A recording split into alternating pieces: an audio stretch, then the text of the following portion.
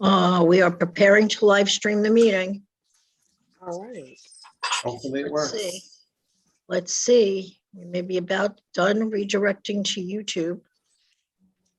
I see something. Yeah, it's there. We are live on Preparing YouTube. to live stream the meeting. All right. Hopefully it Let's works. see. Let's see. We may be about done redirecting to YouTube. I see it live. You can hear it through your mic, Maria, if you We are want live on Preparing YouTube. to live stream the meeting. Hopefully it works.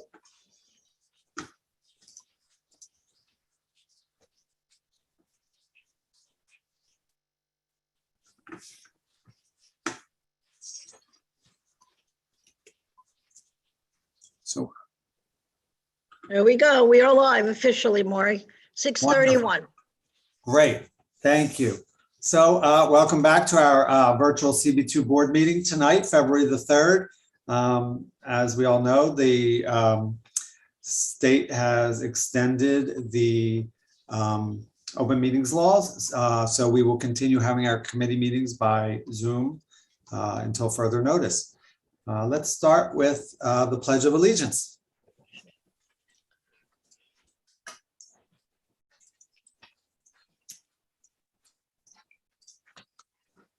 Who has the flag?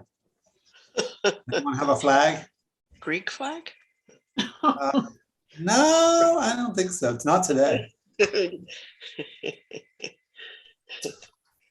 thought we had one. Sorry, it's too Hang cold on outside one for me to moment. go get it. One moment. I will Oh, Debbie's I got will one. grab, I'm getting one. Hang on.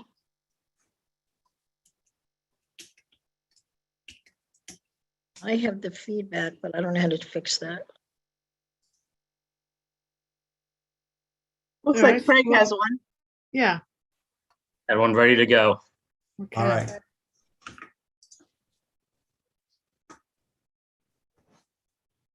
Okay, Ready? go ahead.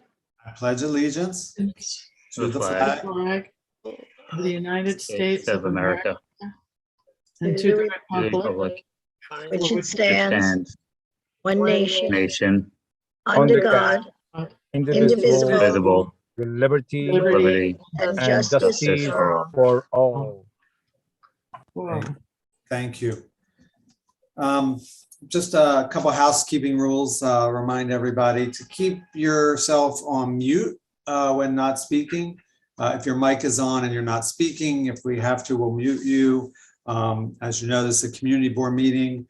Board members have priority when asking questions of guests or elected officials. So if you want to make a public comment, we have a public comment section and you should sign up. And Jake just put the link to sign up in the chat, and we'll do that about every 30 minutes to make sure people have access to that. If you're not a board member and you speak before the board members, we'll have to mute you. And please use the raise your hand function to the board members when you want to speak, and be courteous and respect space and time of everyone.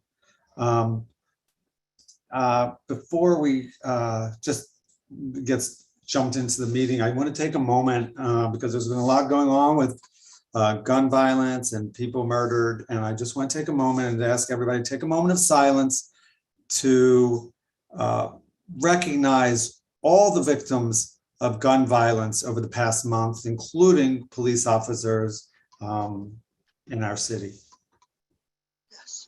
Take a brief moment of silence.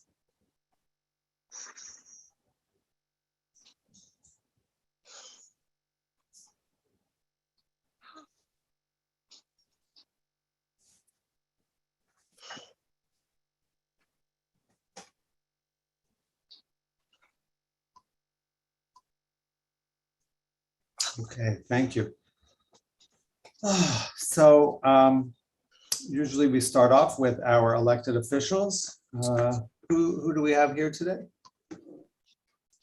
I see we have Farah from Julie Wan's office. Farah, Good evening, all. How are you? hi. Hi. So I have a few updates from our office.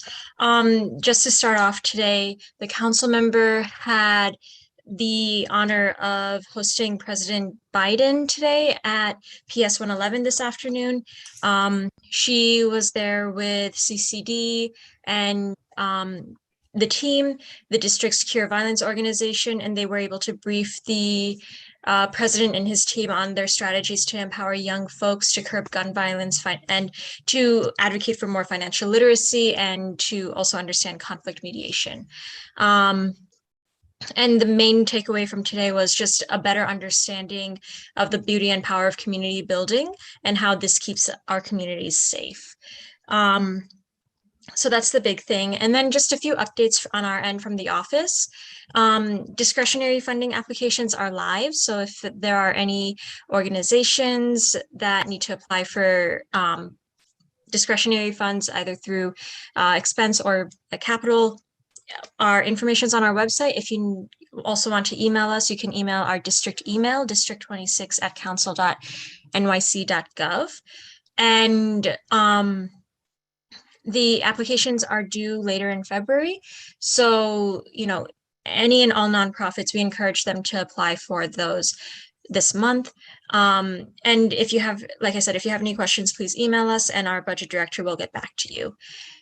And then other things were, we did a tour of Woodside houses with team members from Congresswoman AOC's office, as well as Senator Ramos's office and Assemblymember Brian Barnwell's office. And that was just to see the boilers because of the heating. There have been a lot of concerns with heating in Woodside houses. Heating goes on and off throughout the week, and usually during the weekends whenever there are the storms. And so the council member and other elected officials wanted to get a better understanding and to just have that discussion with NYCHA to ensure that the temporary boilers are up and running and that they provide the necessary heat that our constituents need and that residents of Woodside houses need. The council member is continuing to do school tours. This is in response to a lot of the teachers, just to get an understanding of what teachers, students, staff, and parents need, especially with COVID and Omicron. And one of our last updates, we are we're looking to do pop-up sites throughout the district. We are starting off with Sunnyside, and then we'll be going into Astoria, Long Island City, and Woodside. And so just keep an eye on our social media, and we'll also be letting the community board know as well. So that way, if people need in-person services, they can come by and visit us at our pop-up locations. And yeah. And then, and one more thing. The council member has been assigned to her committees.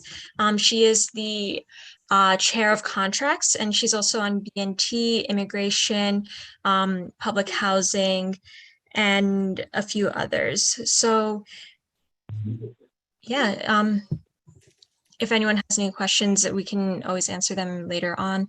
And I see that others have their hands raised. So I'll give it back to you, Maury. Okay, awesome. Daniel, I saw you first. You have a question?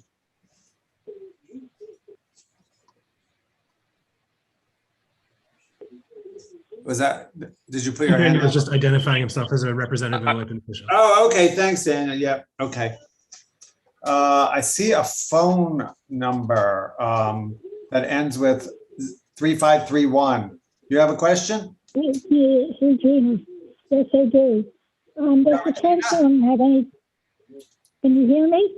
Yes, we can. Okay. Does the council member have any thought of rearranging, redoing, or helping get redone 39th Avenue? Because there's no traffic enforcement there, and there's more people disobeying the rules than obeying sometimes. Apologies, the question had cut off. From what I heard is that council member doing anything with traffic on 39th Avenue? That's right. Okay, so we can, we actually haven't gotten anything come through our office, but if constituents can let us know, call us or email us, we can definitely work with the team and the council member to address that. You know, we have been working with DOT a lot, with a lot of the different city agencies to ensure that there is safety for pedestrians and community members alike. So just, you know, email us or give us a call and we'll definitely, you know, we work with the community and we want to ensure that we get every aspect or every part of the district. Thank you. Thanks, Regina. Debbie, do you want to change Regina's phone number to her name? I think that's Regina, right? Yes, it was Regina. Thanks. Thanks, Regina. Thank you. I'm in the process. Thanks, Debbie. I wasn't sure who was at first, but then I got it. All right. Any other questions for the councilwoman's office? Sorry. Yep. Hi, it's Sheila Lewandowski, she, her, hers. Hi, Farah. Nice to see you. It's more of a kind of, I want to share information that since you mentioned the applications for discretionary and capital funding have opened. I just, for any folks who are interested, and you can correct me if I'm wrong because you'll know better than I, is that right now, discretionary is it's generally open for everyone, but if you want capital, if you want also to ask the borough president, that moves your date up. So I want to make sure that folks, if you're asking for borough president and council, then you have to put it all together in February. And since we're not having, I won't see everybody before that deadline ends, I just wanted to share that information. Am I correct? To my understanding, yes. I'm not sure. We still haven't opened up our capital. It's supposed to be opening up this week. And because I'm not on budget, I don't want to say the wrong thing, but I can get back to everybody after touching base with our budget director. Great. I just don't want people to miss out because they don't understand that when you add the borough president, it moves up the whole deadline. Well, we can talk about it. I just want to share that. Yeah. What I can do is message her right now, and if she gets back to me, I can get back before the end of the meeting. And if not, I'll just send the email out to Deborah. Thank you very much. Welcome. All right. Am I missing anybody's hands up? Doesn't look like it. Doesn't look like it. Okay. So thank you very much, Farah. It was nice to see you. Craig, you're here with Councilman Holden's office, right? Thanks. Yes, thanks for having me. So just a couple of brief announcements. We're still doing COVID testing in the office every Sunday from 10:30 a.m. to 5:30 p.m. through the remainder of February. Additionally, Councilmember Holden has been named chair of the Veterans Committee on the City Council. So we're reaching out to different veteran organizations and individual veterans to learn more about the issues, get ideas for legislation. This includes oversight of the Department of Veteran Services, which is the city's agency that works most closely with veterans. So feel free to reach out if you are a veteran or if there's an organization that you believe we should be meeting with. We're happy to take the meeting. And finally, just following up from the last community board meeting, there was a question about if draining the BQE caused some of the flooding in Woodside. And I thought the answer was no, and I since confirmed the answer was no. That was a question we posed directly to DEP when Councilmember Holden met with the commissioner. And I sent an email, but I think it was just to the generic community board email. So apologize if you guys didn't see it or not. So I just wanted to bring that up again here in the meeting tonight. That's all I got. Happy to take any questions you may have. Thanks, Craig, and thanks for clarifying that and looking into that for us. There were definitely rumors on that. Yeah, there were a lot of rumors on it. You're right. You're not the one who asked. Yeah, great. Thank you. Any questions for Craig for Councilman Holden's office?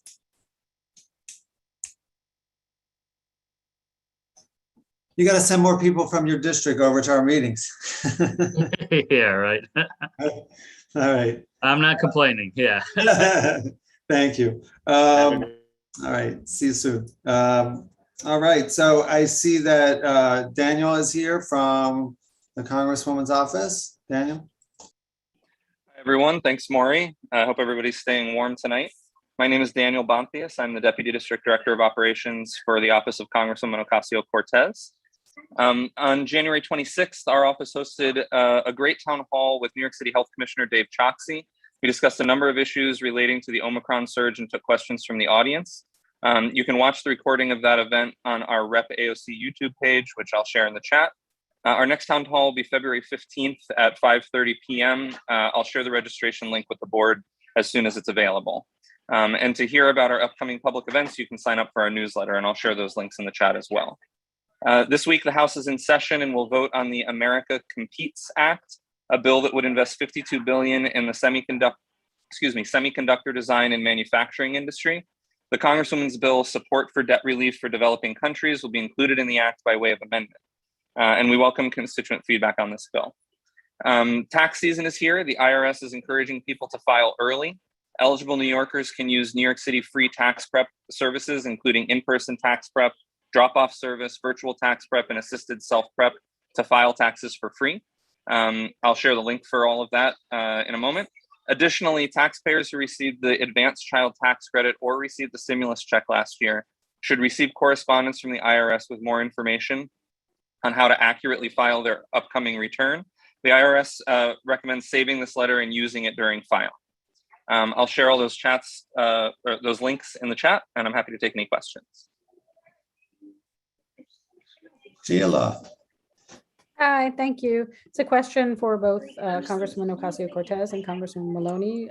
But since you're up first, Daniel. Yep. It's about SFOG. And there's still a balance of approximately $2 billion in the SFOG pot. And there has been advocacy to open that up to folks who have applied who were turned down, or just so folks know, that's Shuttered Venues Operating Grant, or to shift it to the NEA, making sure that money remains available based on its intention for live venues, and also to allow for expenses after December 31st, 2022, since that money is still there. Do you have any updates on that, either of you? I don't. I'm happy to look into it, though. Okay. Thank you. I don't know if Ernie has anything specific to that question, but no, looks like no. You're on mute, Ernie. No, but that's something we should know about and make sure that it happens the way you want it to happen. Yes. So I'll talk to the office tomorrow, see if anybody there knows more. Ernie, can you speak a little bit louder? Okay. Yeah, I'm just saying I don't have much more on Thank that either, and I'll try to get that information too. I hear a lot of back noise, so can everybody make sure they're muted if they're not speaking? If you're calling in on a phone, *6 will mute yourself. Right. Thanks. Any other questions for Daniel? No, I don't see any hands up. No, okay. So then we'll just go over to you, Ernie. Okay, well, Carolyn was happy to be part of the group welcoming the president over to PS 111, which is, a school which it's actually a great school now. It's one that's, been troubled for a long time in the past, and it's really turned around. And it's good that the president was there and was able to meet with other elected officials, with Julie Wan, with others that were there, and also leaders from Queensbridge who are involved with the fight against gun violence, which has really impacted Queensbridge and the other NYCHA developments in our district. And I got to say, yeah, and Carolyn was able to talk to them about the bill that she introduced in the fall about cutting down on the flow of guns into New York City and New York State, which is, as you probably people know, that most of the guns that have been part of the violence, which has been so increasing over the last year come from out of state. And I think this bill is now going to be taken up soon by the Senate, which is going to be a big plus. Also, last week, she was at in front of the Ravenswood Big Alice power plant for a press conference about shutting down, hopefully in the future, that plant, and then make a bill that's going to be passed to prevent these other plants that are, basically to stop any new fossil fuel plants in Queens and in New York City, and make sure that whatever is needed in power now comes from renewable sources. As you may know, a few weeks ago, she had another event where it was announcing the imminent construction of a line that's going to come all the way from Canada, which is going to bring in renewably sourced power, which will replace the need for these peaker plants, and also represents part of the reason we were able to shut down the possibility, or help in shutting down the possibility of that new fossil fuel plant that was going to, or the upgrade, which was going to include an enlargement of a natural gas plant in northern Astoria. So it's part of this fight for renewable power. She was also at an event across Newtown Creek from where the North Brooklyn, I guess that's NRG that's building the North Brooklyn frack gas pipeline, which Sane Energy has been fighting now for over a year. And Carolyn's been a strong part of fighting against that, and especially cutting down on these vaporizers, which are going to be just across from Long Island City on the edge of the creek, and which are very dangerous, possibility of explosion. And they also are an installation that would put a lot of methane into the atmosphere, which, as we all know, is a huge contributor to global warming. And I guess that's some of the significant stuff she's been doing. And if there's any questions, happy to take them now. And Sheila, I'll try to get back to you on your question as soon as possible. Any questions? No? Okay. Thank you. Thank you, Ernie. Yeah. Okay, so I believe Mercedes is here from the Senator's office. Yes, I am. Hello, good evening, everyone. So I'm Mercedes Jennings from Senator Mike Gianaris's office. So a few updates. First one is in response to the overwhelming need from CB2 to ask for more testing sites. Our office immediately responded. We had 3 sites actually at the Boys and Girls Club from the end of December up until January 31st that was providing testing. We provided free testing for COVID for over 1,000 people that came. That was free of charge. And we still are having 2 more sites. One of them is in Woodside, and the other one is in Sunnyside that is being run by Healthline. And they are still available Monday through Friday from 8 to 5, free of charge to the community. And we're also hosting one alongside 2 other assemblymen this Saturday in Woodside as well. The senator also did robocalls this week to everyone in our district, reminding them about the ERAP program. As everyone is aware, the moratorium ended on the 15th of this month of January. So he pushed and advocated to have the ERAP program open up again for people who needed back rent and assistance. So that is he currently did that all this week. I actually got the call myself as a member of the community. So that was done this week as well. And session has been open in the state since the 5th of January. And he's been doing a lot of legislation and work that has been hopefully, especially because of the big budget that's going on now. So I am open to any questions that anyone might have. Can I just make a comment, something I forgot? And Mercedes, you reminded me that Carolyn's going to be at the Boys and Girls Club next Saturday at 3 p.m. giving away masks and the home test kits. That she got a supply of those. So that's just another thing tying in with all the good work Mike Gianaris is doing in the same vein. Thanks.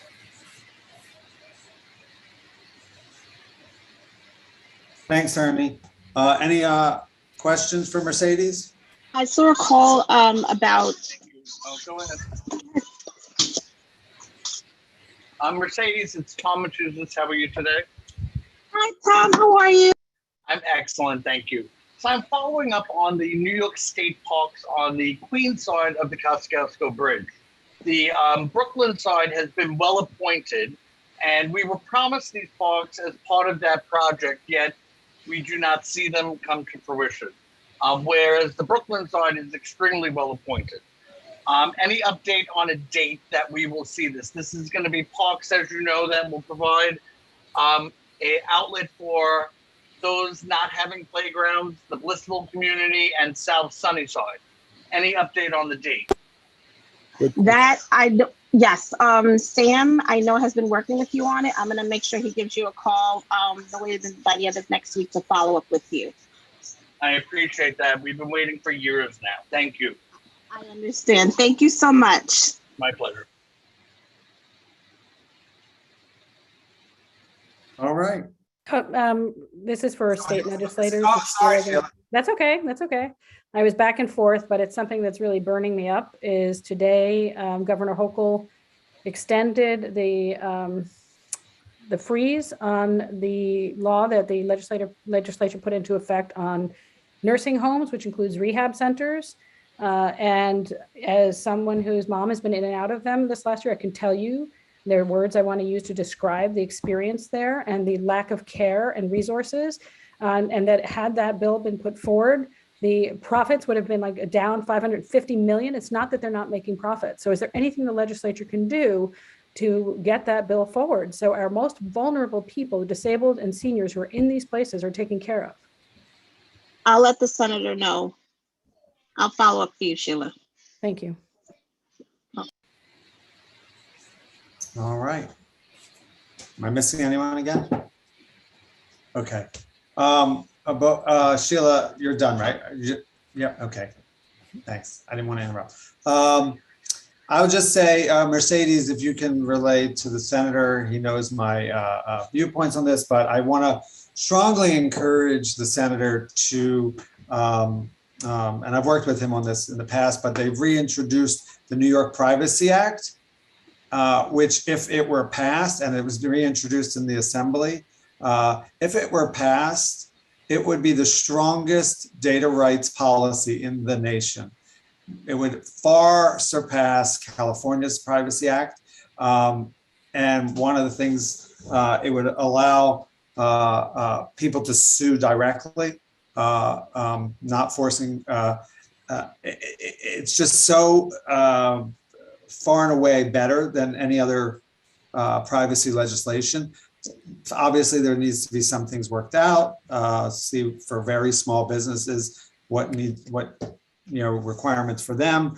But I'm hoping that the senator will, at the right time, sign on as a co-sponsor. This is Kevin Thomas's bill, and it would be wonderful. I think it's 6701A. No, that's the assembly one. 670. Is it? If you're not sure, it's totally fine. I could definitely follow up with our legislative director. S6701A. S6701A. Yeah. Okay, I'll follow up with our legislative director as well, and I'll definitely let the senator know. Thank you. Appreciate it. One more thing. Someone put in the chat about the robocalls I was talking about for ERAP. Those who are within his Senate district. So I know some people might have different community council reps and the same senator. So if Senator Gianaris is your senator for your district and you did not get a call and you want more information, I'm going to drop my information again in the chat and they can definitely contact me and I can give them information about the ERAP. Awesome. Thank you. Okay. David, you're here from Sunnyside Community Services, right? Did I miss any electeds, by the way? I don't think I missed anyone. That's correct, Maury. Hi. Welcome. Yes.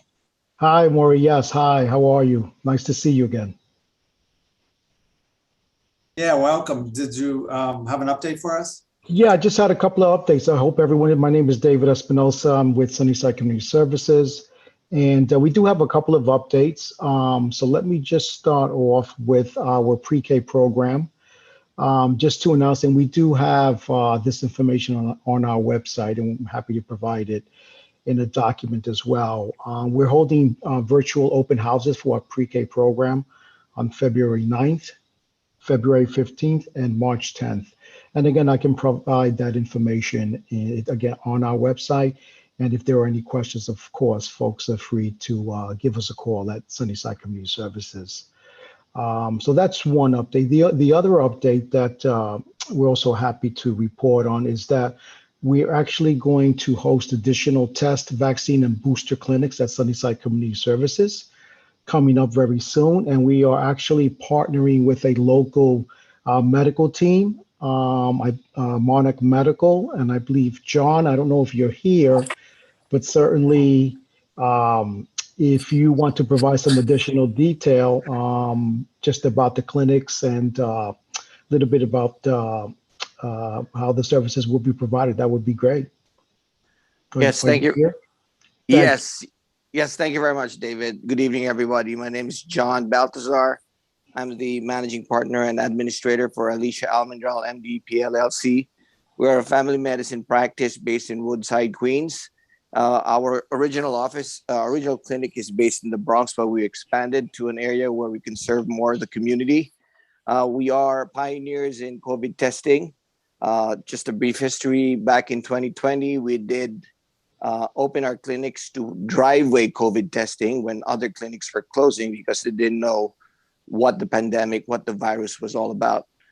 Dr. Alicia Almendral is a family medicine specialist with a subspecialization in geriatrics. And I started the driveway testing, which now grew to private testing, to nursing home testings, to organization testings, event testings. We even did some pop-ups during the pandemic. However, we turned away from doing pop-ups during the winter only because of the fact that the reagents might freeze and may contaminate the outcome. So we don't really do a lot of outdoor pop-ups now. We do indoor, which is why we're partnering with organizations that allow us to do COVID testing in their facilities. We're very thankful to the churches that allowed us to do that. And now we're expanding to senators' offices, community service centers, with the introduction of Woodside on the Move by Steve Raga and the office of Senator Leroy Comrie as well.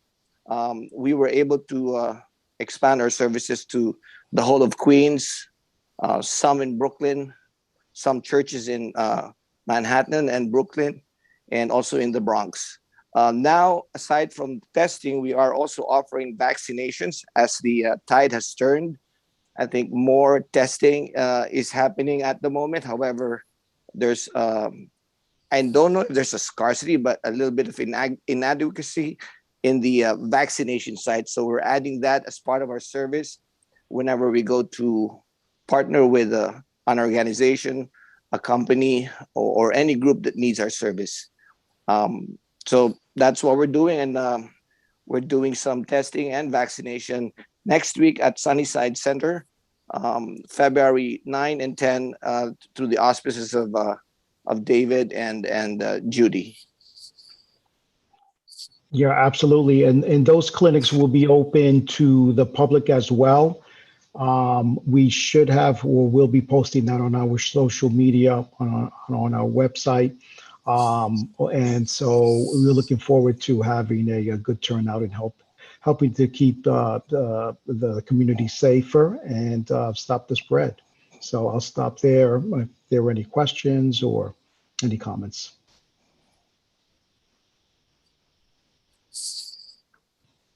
Any questions? Well, I would just encourage people to check the Sunnyside Community Services Twitter and social media. They have regular updates. We're also updating on Twitter and Facebook when they and other groups like Woodside on the Move are having testing and other services for the community. Khalil, I just saw you. Sorry. Did you have a question, or do you need to? Should we? No, I just wanted to give an update. I wanted to wait until you're done. Okay. Thank you, David. Thank you. Happy to be here. Thank you. And thank you too. I'm sorry for my tardiness and showing up late to the meeting. Good evening. Thank you for coming, Khalil. Oh yeah, not a problem. But good evening, everyone. My name is Khalil Bragg. For those of you who don't know, from the Queensborough President's Office, I serve as a sports specialist for him, an advisor on community engagement, and I am the point of contact for gun violence throughout the borough. Just a few quick announcements. One last time, February 16th is our deadline for community board applications. So if you know anyone that wants to apply to be a community board member, or if anyone is up for re-election, please make sure you get your applications in by February 16th, which is just under 2 weeks away. And the borough president on February 23rd will be hosting a virtual Black History Month celebration. You can RSVP on our website. It'll be Wednesday, the 23rd at 5:30 p.m. virtual once again. And if you have any questions, I'll be willing to answer them, and I'll leave all my contact information in the chat for everyone as well. Thank you. Sheila. Just very quickly to shift this question that I asked Farah from Councilmember Wan's office, since it relates to stuff at the Borough President's office, for the applications for capital money for nonprofits. If you're including the Borough President in your request, isn't that deadline February 24th for all of it? Yes. Great. I just want to make sure. Yes, for everything. Great. Thank you.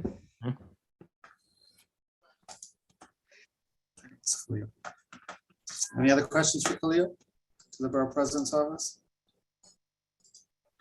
Thanks so much for coming, Khalil. Thank you for having me. I think I put the right link in for the application for the, just dropped it in. So in the chat for if you're interested in applying for the community board, if you need to reapply, if your year is up. You should do it. Great. Community board. All right. I want to take a moment to introduce Dirk McCall, who's here. Dirk is the new director for the Sunnyside Shines Business Improvement District. He has a long history of working in service for the city and different groups. Thank you so much for being here, Dirk. Thank you so much, Maury.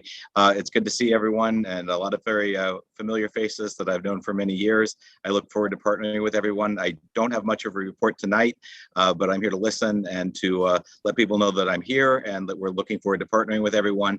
And I'll put my contact information in the chat. If you have any questions, reach out, and hopefully next month I have more of a report. And I hope everyone's doing well. Thanks, Dirk. Welcome. We look forward to working with you. Thank you.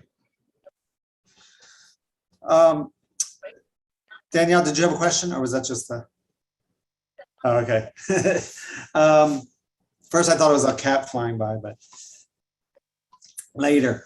I did want. There was a question. I think Sheila had a question about, or she suggested, and I totally had forgotten to ask about the redistricting maps. Mercedes, are you still here?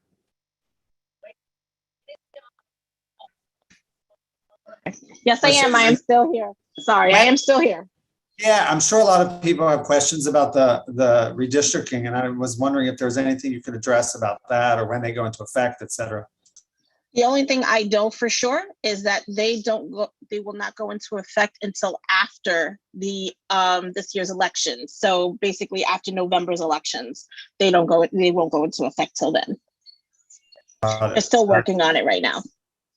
Thanks. Danielle? No, excuse me. To that point, they were just signed as we were on this call by the governor.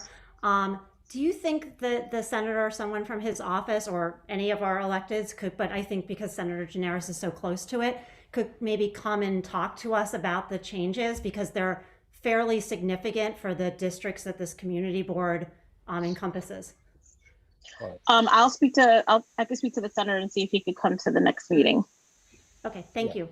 No Sounds problem. And Ernie, you had something to add? Well, just to clarify that the new districts, the reapportioned districts don't become new until next, whatever, January, right? A year from now, but it does obviously affect the primaries, which are only a couple of months away. So it's a two-stage thing in a way, which does make things complicated. And obviously all the details of it, I haven't really studied, but of course it impacts a lot of the races. A lot of the Yeah, primaries. I'm a little confused about what Mercedes said there about them not going into, like, when we vote, we will be voting based on the new district lines in both the Yes. primary and the general in November, won't we? Yes, we will be voting as constituents within the redistricted lines. Yes. And that is complicated to say, well, then, but you're still, the people, they will stay effective in the old lines until the new term starts. Ernie, I'm honestly not too sure. From what I understood, it doesn't go into effect until after the elections for the Senate. So, like I said, the best person to finalize and address this would be Senator Janaris. So let me see if I could have him come to the next community board. And if not, then I can get further clarification. But from what I know, that's the only information I do know, is that it doesn't go into effect till after in November, when everyone's already elected in. Yeah, no, you're right, but it does affect where the people who vote in the primaries. But not the general? Yes, but yes, I guess it will affect it. Yes, it'll have to affect the general, but it's the odd situation of then the people will not act, the people who are in the new districts will become the constituents of whoever wins the primary and then the general, but only when those people get sworn in January. It is sort of complicated. So, all right. So it's sort of head scratching in a way. It is. Yeah. And they're scratching your head right now. Exactly. I'm trying to take, yeah. All right. So we're going to have a lot of questions. It would be great if the senator could come and speak next month. I see Daniel, then Lisa, then Danielle. I was just going to respond to Danielle's question. I mean, I think a good way to think about it is based on the maps that I saw. I think you just said they just got signed by the governor. So assuming those are the same, we're actually going to be taking over quite a bit more of Community Board 2's area. We're expanding into Astoria more to the west and more to the south. We're taking over some of Maspeth and basically all of Sunnyside now. The line was sort of like on the edge, and down into Maspeth a little bit. So more Community Board 2 people who live in the Community Board 2 area will be our constituents. So for those people who are not our constituents right now, you will vote. The congresswoman will be on your ballot in the primary and in the general this year. But if she wins in 2022, she won't be your representative until 2023 when she gets sworn into the new Congress. I don't know if that helps as a way to think in it. But all I can say is our office. Than I gave. Yes. All I can say is our office is very excited to represent more of Community Board 2 in the coming years. Thanks. Lisa?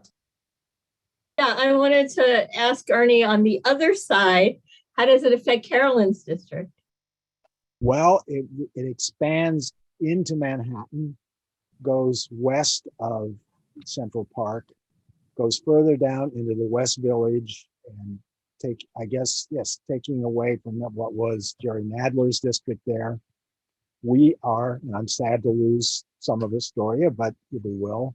I think the area around the LaGuardia Community College and all that area and down into Blissville. So it's a trade-off, And we also lose some of what she had in North Brooklyn. We still have a lot of Greenpoint, but not as far as I could see. I haven't really studied with expanding the map to see street by street, but we don't have Williamsburg. I'm glad we still have Newtown Creek, because that's a place where I spent a lot of time, working with groups there. So, it's a trade-off. At least I'm happy to say that I'm still in it. So. It's Thanks, same. Ernie. I'm still in New York 14 as well. I'm happy about that. Okay. But I'm sure there's going to be so much discussion about the details of it. And of course, petitioning starts in March, right? So Yeah. not a hell of a lot of time. So I'm glad they did it. And I'm glad to hear it's signed, because I guess there's still a possibility of a court case being brought by people who are not happy. I don't know whether that is likely or not, which could challenge the redrawn lines, but let's hope not. Thank you. Okay, so I don't think we have anyone else here from elected, do we? Okay, so we can move on to our guest speaker. Brian, are you here? I'll introduce you. I'm here. Can everyone hear me? Wonderful. Yeah, we can hear you. I just want to, by way of the idea first came about, I was in the borough president's office and I was talking to Kat Bresler there, and I saw she had this amazing book, which you probably can't see because my background is blocking it, but it's the Ready New York Emergency Plan, Emergency Preparedness. And I saw it, and she had it in all different languages, Spanish, Chinese. I was like, wow, this is amazing. And we started talking about it. And then I came back to the district and talked to Debbie, and we had a conversation. She said, I said, let's get that. And she said, yeah, let's have them come and speak. So she reached out. And this was first happened right after Ida. And, you know, it was on everybody's minds. And I think it's something that we often don't think of, whether it's preparing, having your go bag, thinking about a go bag for different seasons, all those different things. And just, you know, one of my big efforts this year is to really increase engagement with the community. And I think one of the ways was when I saw this booklet is like, this is a great way to reach out, make sure people who are suffering or have been affected by climate change, the flooding, you know, all different kinds of emergency situations, whether it's snow, weather, whatever. And I think it's and especially because you have it in multiple languages, we would love to figure out a way that we can get these booklets in people's hands in the community. Fine to put it in the district office, but even better if we can figure out other ways that where people are going, where they are. But I think this is just the start of a conversation. And I'm really looking forward to hearing from you tonight. So thank you for coming here. And I know you couldn't make it last time because there was a snowstorm, and we're lucky that there wasn't one tonight. No, we put into effect a travel advisory earlier this afternoon. I'm beginning to think that all of our weather problems are directly caused by CB2 meetings. Thanks, Brian. But yeah, so I'll briefly introduce myself and explain what my agency does, and we'll go into a Ready New York presentation, which is our public-facing programming for residents of New York City. And then I'll explain a little bit about some of our other public-facing programs that are available to the community. So my name is Brian Fargnoli. I am the Deputy Director for Legislative Affairs at New York City Emergency Management, and I'm also one of your neighbors. I'm a South Sunnyside resident. Don't tell Florence, Deb, that I moved, but I did. Yeah, so I've been in South Sunnyside for a bit, and I'm loving it here. So my agency, New York City Emergency Management, is the coordinating agency for emergencies in New York City. So what does that mean? So everyone knows that different city agencies have their own core competencies. Police do law enforcement, FDNY takes care of fires, sanitation plows snow and picks up garbage. When there is a big emergency that requires a multi-agency response, we're the ones coordinating that. So if you think about it like on a small instance, a water main break on the street, every agency has a role to play. So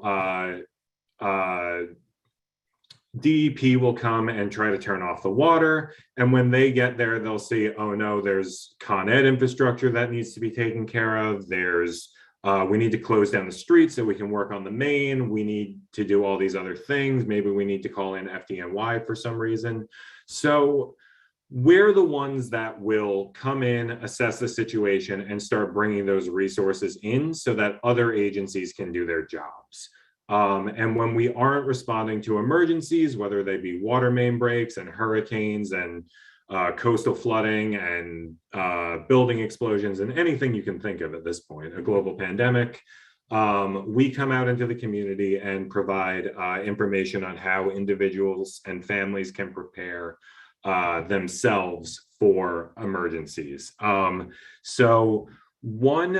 The first thing we like to start off with in this endeavor is every household needs an emergency plan that is known by all members of your household and is practiced from time to time. So the first thing we want everyone to do when they're doing this is make an emergency plan. How are you going to get out of the house? Where are you going to meet? Who your emergency contacts are. So when we're asking people to pick meeting places, we usually tell them pick one place inside your neighborhood and one place outside your neighborhood. And when we say inside your neighborhood, pick a building everyone knows, whether it be a local school, a library, some sort of landmark that everyone is familiar with and knows how to get to. We also say outside your neighborhood because in the event that the streets around your home are closed off, we want to make sure everyone can get somewhere safely and not impede emergency response. So again, pick somewhere outside your neighborhood and plan on how you're going to get there. I don't care if you're going to skateboard there, if you're going to bike there, if you're going to take the subway, the bus, whatever it may be, just know how you're going to do it before you have to do it. The next thing I'll say is everyone in the family should have emergency contacts and they should be the same people. So you should always pick one person inside the city and one person outside of the city. I say inside the city because in a regular emergency, whether it be a fire, a building evacuation, something like that, you'll be able to reach someone inside the city. So everyone can check in with that person. That way everyone knows that they're outside of the home and emergency responders don't need to be looking for them. I say outside the city as well, because in the event of a large scale emergency, the phone lines can get jammed on the inside of the city and you have a better chance of reaching someone outside the city on an outgoing line. So just make sure everyone knows who those contacts are and how to get in touch with them.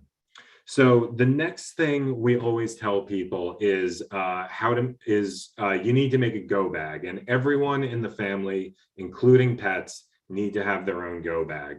So I'll try to make this a little bit interactive. So anyone want to take some guesses about what goes inside a go bag? You can either say it out loud or toss it into the chat. Medicine. Medicine is great. Absolutely. Water, food. Water and food are perfect. Those are absolutely things. A portable charger I see in the chat. That's a fantastic one. ID. Batteries. ID and batteries are both great things to put in a go bag. One thing I like to tell people to put in their go bag is their homeowners or renters insurance policy. That could be helpful in the event that there's a fire or there's something wrong with the building and you need to evacuate. That's generally when you would need that. You also want to have copies of your doctor's information and any prescriptions you may need. That way, in the event your local pharmacy isn't available or you have to be out of the neighborhood for a while, you have the ability to get in touch with your doctor and be able to restock your prescriptions. The chair just said cash. Absolutely. Cash in small bills is the best way to do it. You don't want to be carrying around a bunch of hundreds. You want to have some small bills ready for you. And so everyone pointed out great things to put in a go bag. And as the chair was pointing out before, we have our, I'll put our links to the the guide that he was referencing into the chat. But in that guide, it will give you a step-by-step instruction manual on how to make a go bag. The only other thing I'll say is there's no wrong thing to put in a go bag. You know what you need better than I know what you need. If there is a particular item that would make things more comfortable for you or that you know you need, then you should put that in your go bag. We also like to talk about emergency supply kits. So every home should have an emergency supply kit with food, water. You usually need about 1 gallon of water per person per day for adults in the home. And you want to make sure you have flashlights and battery operated candles. My friends in the FDNY would be very mad at me if I encouraged regular candles. But especially in a situation where power is out, you don't want to be lighting fires. It's not a good idea. But we want to make sure everyone has their emergency preparedness kit stocked. And we like to tell people to weatherize that. So in the winter, some warm blankets, some gloves, some warm clothing. Same for your go bag. And in your go bag, you can also put, if you have a car, you can put any tools you may need to help clear snow. Also, just be aware of any special considerations you may have. If you're an individual that relies on life-saving equipment in New York City, you should definitely register with Con Ed. That allows them, in the event of a power outage, to know that you require that equipment, and it can help them check on you in the event of a power outage. So I'm saying a lot of individual things here about what people can do. But we have a service called Notify NYC that I put in the chat earlier, and it's the city's free messaging service for emergency alerts and information on important city services. We have that available in 14 different languages, including American Sign Language. And you can get that in a number of ways. You can call 311 and sign up for it. You can download our free app on Apple and Android devices. You can follow Notify NYC on Twitter, or you can go to nyc.gov/notify NYC and sign up there. You just have to answer a few questions, and then you can opt into those alerts. One of the other things I know we're in the middle of winter, we just had a snowstorm, but I want everyone to be thinking about hurricanes. So recently, New York City changed its data or its maps based on new data from the federal government about hurricanes. We have 6 evacuation zones in New York City. Evacuation zone 1 is the most likely to flood in the event of a storm, and evacuation zone 6 is, can still flood, but is the least likely of them. And those lines have shifted based on new data from the federal government. So I want everyone to go to nyc.gov/knowyourzone. When I lived in Astoria, I was across the street from an evacuation zone, but not technically in one. So the lines get very, very granular. And I want everyone to know where their closest evacuation center is and what zone they're in the event that there is an evacuation order. So we have a number of public-facing programs that may be interested to folks in the community board. So I know you guys are active in the community and you do a variety of different things. So there's a variety of programs that we offer that may be helpful to your organization. So the first one I'd like to mention is the Community Emergency Response Team. These are groups of volunteers who take a 5-week training. It meets twice a week for 5 weeks. And they get trained by us, FDNY and NYPD, to do preparedness presentations, to do light search and rescue. They do fire safety. They do all sorts of traffic management. They do all sorts of things that help supplement emergency response in an emergency. And then they can come out and do presentations like this to the community. Many of our CERT members are known pillars in their community, so people trust them. When I come out and talk to you, I'm just some guy that works for the government. But when someone from our CERT team comes out, they're your neighbor, they're your brother, they're your uncle, they're your aunt, they're your mom. So, you know, we love our CERT members. We really appreciate what they do for the community. We have our community preparedness program, which helps communities organize emergency response as a whole. So they'll help you plan for emergencies as a whole with, say, a civic association or a faith group. If you'd like more information on that, we have more on the website. We have our regular Ready New York program, which is what I'm doing right now. We can come out and table, as the chair was talking about. We'll hand out those preparedness guides. We can get people that speak different languages. We can get those guides in many different languages. So we're always looking to do more of those. Prior to COVID, we were doing about 1,000 presentations a year. And for an agency of under 200 people, that is a pretty big effort. Within our Ready New York program, we can focus on older adults. We've been to a number of older adult centers. We have an older adult liaison who goes out and does presentations for those folks. We also have age-appropriate presentations for kids. We have our resident superhero Ready Girl, who will go out into schools and teach kids about emergency preparedness. We've been fortunate enough to partner with Marvel Comics twice to create a comic book that kids love and is very well done and was very exciting for us.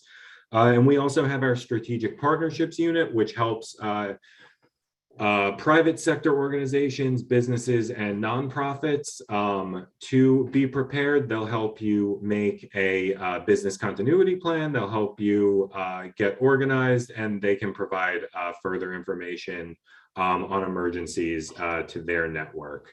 With that, I will open it up to questions, and I'm happy to take any questions. And after the questions, I'll put some links in the chat, and I'll put my email in there as well.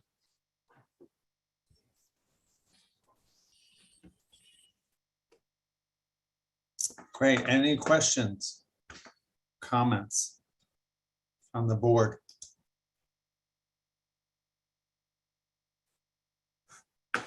Yeah, Bill? Maureen, I have a question, comment. On the CERT training, do you do that on a regular cycle? How do people learn about that? There was a time that there were a number of members on this community board who became CERT members, but you know, people come and go. So I'm just curious about that cycle. Absolutely. We generally pair it with the seasons. So there's usually about 4 trainings a year. I'll toss the information for CERT on there. I encourage anyone that's interested to sign up for it, and then they can notify you when the next trainings are. We usually try to do them. We try to like go to different boroughs, but you don't need to be a resident of the borough the training is in to train with them. We're happy to take you wherever is easiest for you.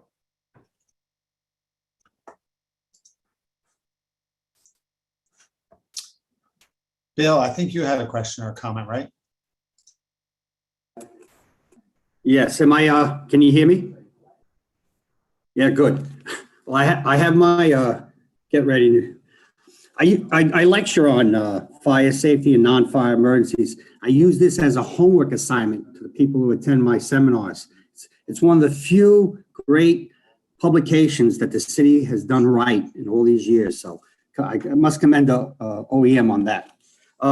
As far as Brian, congratulations on your position and all that. One of the things I also talk about are stay bags, just in case you're at work and something happens. There's an option of whether try to get home or stay where you are. Remember, if you're thinking about going home, 8 million other people are thinking the same thing. Maybe it's better for you to stay. And I always talk about stay bags as well as go bags, but I don't want to take too much of your time. Multiple dwellings. Once again, I use things like blackouts, flashlights with people in multiple dwellings. First thing I always say, check the elevators, because if there's a passenger in an elevator and the lights are out and the power's off, you need to find out where that person is to assist them in getting them removed from there.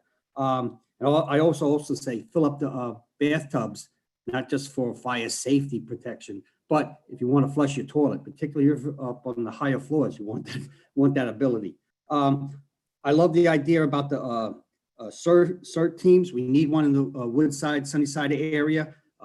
my idea is to make it more of a, what we call a police fire unit, like they have in volunteer companies throughout the East End and Eastern Long Island and all that. But thank you very much. It's not really a question, it's just a comment, and I'm at his disposal if he has any ideas he wants to discuss. Thank you very much. Thanks, Bill. I really appreciate those kind words. I'll bring that back to as I think Deb probably knows, my old colleague Abby Banks is now in charge of that whole production. So I will certainly relay that information to her. Great. Lauren. Hi, yes, I'd like to hear more about the stay bags and what kind of items would go in them. Sure. So much like a go bag, what I imagine Bill was talking about is you want to just have items that may be comfortable for you. So I actually have I don't call it a stay bag. It's my work if our dorm plan is activated in the event that I'm staying many days at emergency management to respond to something. So I have a blanket in there, I have a sweatshirt in there, I have a change of clothes in my desk. I keep some food in the office just in case, you know, and towel and soap and stuff like that to shower. It's all that kind of stuff. And I'm happy to cede the floor to Bill if he has anything further he'd like to add. I convey this. It's like going camping, packed as if you were going camping. You just don't know when you're going. In other words, pack the sleeping bag, the change of clothing, the toiletries, things that, you know, when your employee, your fellow coworkers come in the next day, they don't recognize, hey, you must have stayed overnight because you got the same clothes and you smell terribly and you look disheveled. Bring everything as if you were going to camp out and make your life comfortable so you stay overnight. I always believe in that. I do not believe in going 10 to 12 hours to get home, only to turn around again to go back to work the next day. It makes no sense. But thank you very much for allowing me to comment. Thank you, Bill. That was great information. Christine. Yes, thank you for the presentation. And I'm curious if there's any kind of registry system that people who are especially vulnerable and especially seniors who may be isolated to sort of track and know where those people are, either on a neighborhood by neighborhood basis or citywide. So we've had questions like this before, and I understand the impulse on this. This is a big issue within the disability community, and I don't want to speak for anyone of that community, but what has been relayed to our office is we don't really want to get into the idea of like maintaining a list per se. Individuals that need life-sustaining equipment, they should register with Con Ed on that. There's a program for that. Individuals should make a preparedness plan if there's, you know, if you have mobility impairment, we encourage you to work with your neighbors, work with your family members to be able to get you out of the building. Of course, in the event of an emergency, FDNY and NYPD will be out and will be able to help you if you're not able to remove yourself. Individuals that may have those kind of questions also may want to call 311 to see what options are available to them. But generally speaking, we don't maintain these lists either because New York City is so transitory. Like people move around. There's just it'd be a constant moving target that would really hamper the response of FDNY and us and PD to try to maintain. It's essentially just, it's not something that we find to be an effective means of doing things. So just as an extension of that, I understand what you're saying, but then it's sort of on each of us to be aware of which of our neighbors may be vulnerable and that we would want to check on them. You know, we would just as neighbors in the event of an emergency. Absolutely. So I love this example. I used to live next door to a woman in about her 80s who I would see in the laundromat. We got to talking a bunch. I would check in on her regularly when it was really, really hot, making sure, you know, she wasn't too hot to to be in any danger. When it got really cold, making sure the landlord put the heat on. Just, you know, be a good neighbor, be a buddy, do all the things you would like done for yourself if you're able to do so. Thank you.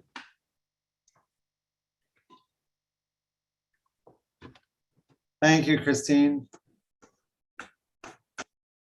Great. Any other questions or comments for Brian? I think, Brian, you already dropped everything in the chat, right? The link? Yeah, I'm gonna drop a few more things in there. I'll also drop my my name and email in there in the event anyone wants to reach out. Chair, if you'd like to do a Reading, New York presentation or a tabling event where we hand out those guides under the subway, it'd be cool. That'd be great. Yeah, so we can talk offline about that. And Yeah, I'm happy to join you. I'm not far from there anyway, so I'm happy to join you. And if any other volunteers want to help, I guess you would welcome that. Yeah, absolutely. Only if the superhero is there. I would love to get Ready Girl out. We love getting Ready Girl out. Kids love her, parents love her, and it's a really effective means of communicating emergency preparedness at an age appropriate level. That's great. Thank you so much, Brian. Thanks for coming. Thank you, folks. Appreciate your time. All right, great. Thank you. So next on the agenda, we're going to move into public comment. And for public comment, Jake just dropped into the chat the order of folks. Each person will have 2 minutes. Debbie will raise a timer. When you hear the sound, that means your time is up. So please respect the timer. Thank you so much. And we'll start with Amanda. Amanda Hutt, are you here?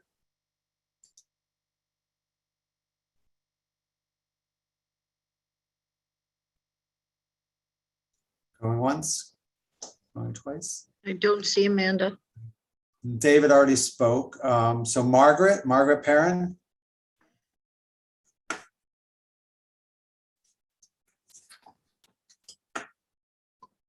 No. How about Steve Bodson? Wait, Margaret Perrin was here.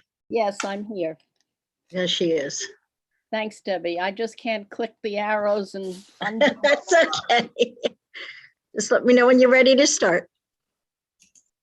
I'm as good as ready. Go ahead. I'm here to talk for myself about the change in our community with regard to safety in the streets and the changes that have been made, apparently without real discussion among the people who live in the neighborhood. What do I need in my community? I need efficient places to park and travel. I need safety. I need safety habits. I need safety from the motorized vehicles who travel on the sidewalk as well as in the street. We have now traffic lights, street lights, directional signals, crossing signals, parking and everything that we had asked for a long time ago. And now somebody woke up to it and it's being imposed in a variety of ways. I don't need a bicycle boulevard. I need a place for motorized bicycles, scooters, everything that you see riding around on the sidewalk, ridden by children as well as grown-ups that don't belong on the sidewalk. I'm an older woman now, and I am fearful for somebody who comes riding down the block when I'm walking in the dark at about 6 o'clock in the winter to put something in the mailbox, and somebody zooms by me and it's a person on a motorcycle and I can't even see him. And when he gets up to me, he looks at me as though I'm in the wrong place. And he's the one who's breaking what's the law? I don't know that anybody knows what the law is. At any rate, those are things that are very troublesome to me. Time. I'm sorry. Time. Oh, really? Wow. Yes, 2 minutes go fast. Thank you so much, Margaret. Well, for what it's worth. No, we appreciate the feedback. And you're always welcome to write to the board office if you have any questions or comments or feedback. And thank you. I will do that. Yep, absolutely. Because I did not share my thoughts very well. No, you were fine. Ty, I think Ty wanted to say something. I do. Sorry, I jumped in and then I was like trying to look for my raised hand. Thank you. I would like to ask the person who just spoke, well, as a follow-up to what she spoke about, are there any updates in terms of, rules regarding motorized vehicles in the bike lanes and any kind of, I'm missing the word here, having the NYPD or someone make sure that these motorized vehicles are not in that particular lane, particularly motorized scooters. Do you know, Debbie, if there's any action being done? I know they were doing something at the Queensboro Bridge with the motorized.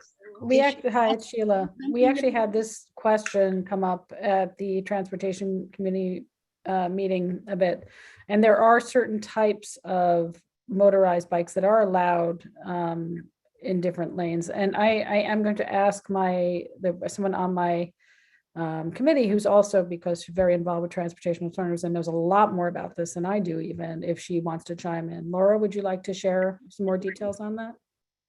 Sure. So I'm going to share the chart that Greta shared the other day in the chat. That's a breakdown of the different kinds of bikes, e-bikes, and mopeds, and other motorized devices. It just pretty clearly explains It's not on a where computer. everything is supposed Margaret to go. is on the phone. Peggy is on the phone. She's not on a computer. So if you could just describe for Peggy what they share. Margaret Perrin is Peggy, and so since she's on Yeah. a phone, she can't see the That's right. presentation. So for accessibility purposes, if you could actually, say it, that would be helpful. Okay, so e-bikes are classified as class 1, class 2, and class 3. Class 1 and class 2 can go as fast as 20 miles per hour. Class 3 have throttles and operate up to 25 miles per hour.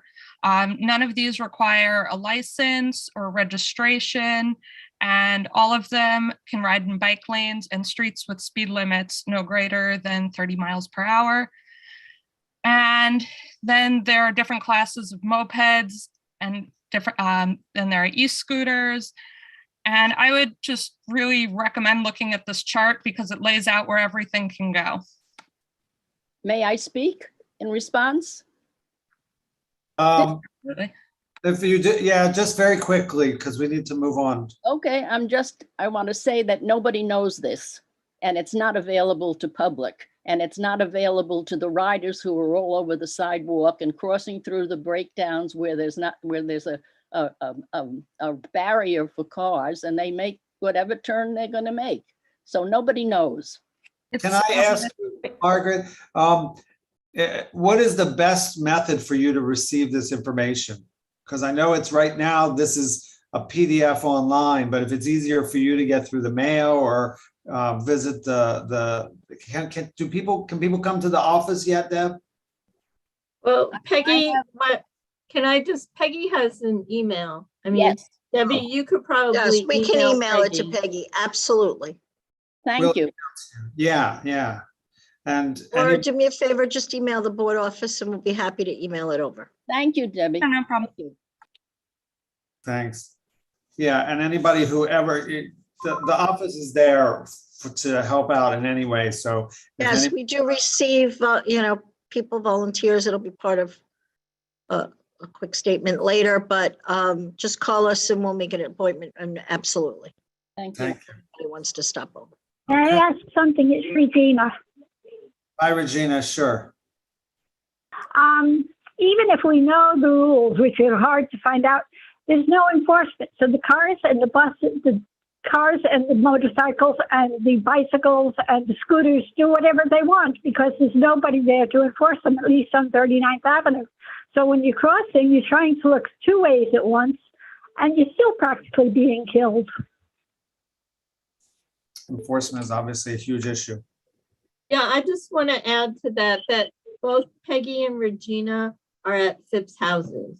Yes. And, you know, with the changes in the traffic patterns there and the addition of the bike lanes, you know, the traffic situation there is very confusing. There are a lot of seniors who live at Phipps houses. Putting it mildly, Debbie. What's up, Regina? I said, putting it mildly, that it's very confusing. Yeah, it's very confusing. I want to move on because we have other people to speak for public comment, and I don't want to turn this into a bike versus car meeting because I think this is a chance for the public comment, and I want to let the public be able to comment. Now I just got to find where we were in the list. Steve Bodson. Hi, nice to see you. So I was here a few months ago. I actually, as I mentioned then, live in Jackson Heights, but pass through the neighborhood a lot. I'm actually here in my capacity as co-chair of the Western Queens Transportation Alternatives Queensboro Bridge Committee. So we deal with the Queensboro Bridge. There is a combined bike pedestrian path on that bridge, and it is sort of what Margaret Perrin was describing to the most ridiculous degree. No matter how healthy and aware you might be and how good your senses are, it is an incredibly dangerous path where we have slow moving bicycles, fast moving e-bikes, some mopeds and pedestrians and runners all trying to share a tiny path 8 feet across at times. Happily, we got the Department of Transportation to commit a couple of years ago to opening up another lane on the bridge just for pedestrians to make a proper, comfortable sidewalk so people can walk over the bridge and let all the wheeled people figure it out on the north side. So, but we've just heard in the last couple of days that the Department of Transportation is now pushing this back by another couple of years. They want to push it back to 2024. And I am horrified. And I mean, I don't agree with everything that Ms. Perrin said, but I absolutely understand where she's coming from. And I think that this is a situation where we have figured out a design solution. It doesn't require a lot of enforcement or anything. It's something the DOT has agreed to do, but they are now pushing it back. And I really hope that CB2 can be one of the leaders on pushing back against DOT on this.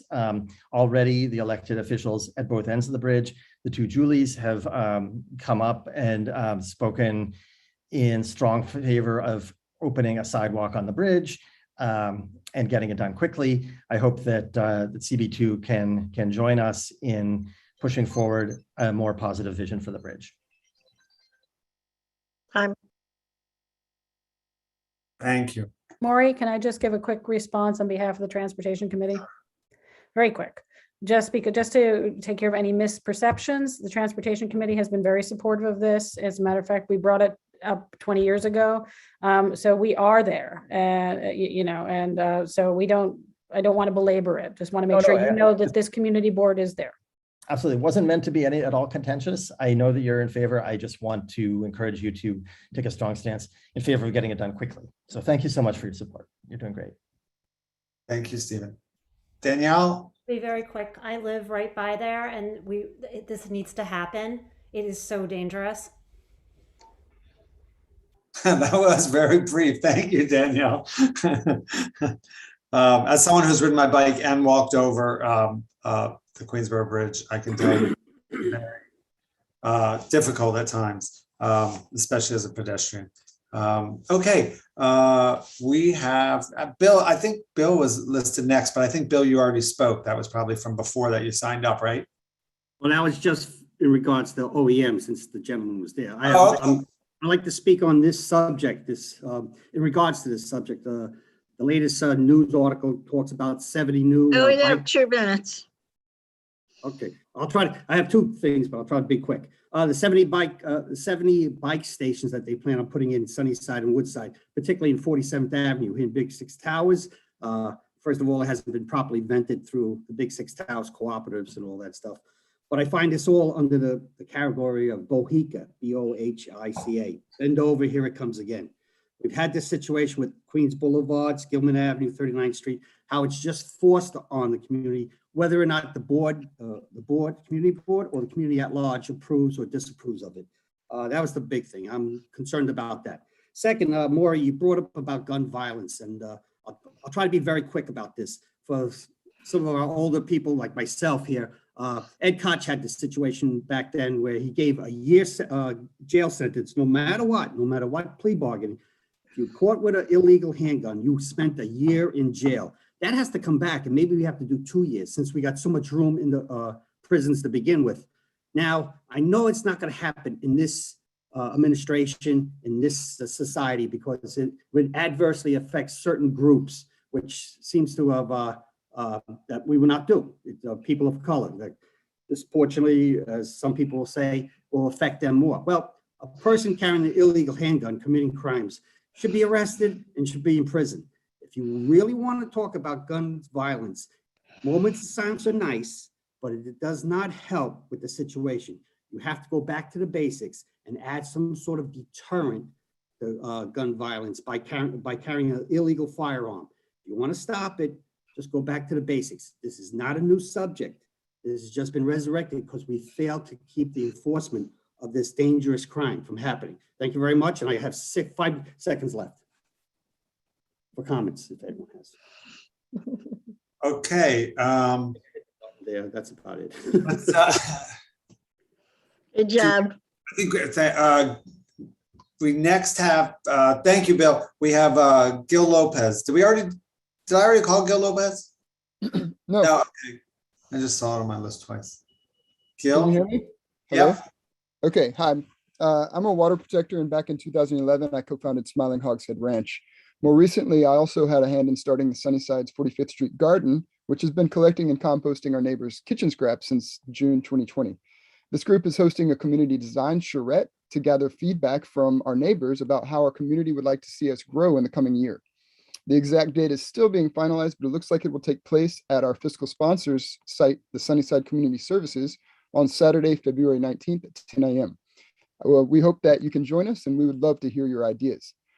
I also wanted to state that I agree that I hope that there can be a responsible timeline for the construction of the bike lane on Queensbridge.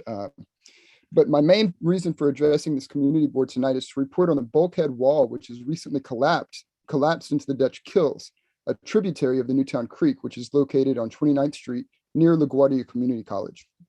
I'm using the picture in my background as a virtual image for your reference. This was taken before the collapse last November, but you can see one of the 2 barges that are sunk in the turning basin. This is. I'm sorry, Gil, we can't see you at all. Oh, I'm sorry. Here, I thought that I turned my thing on here. This is the 3rd time that this collapse in the shoreline has happened in recent years. While members of the Newtown Creek Superfund community group advisory group have been warning our representatives about this issue for years, no action was taken.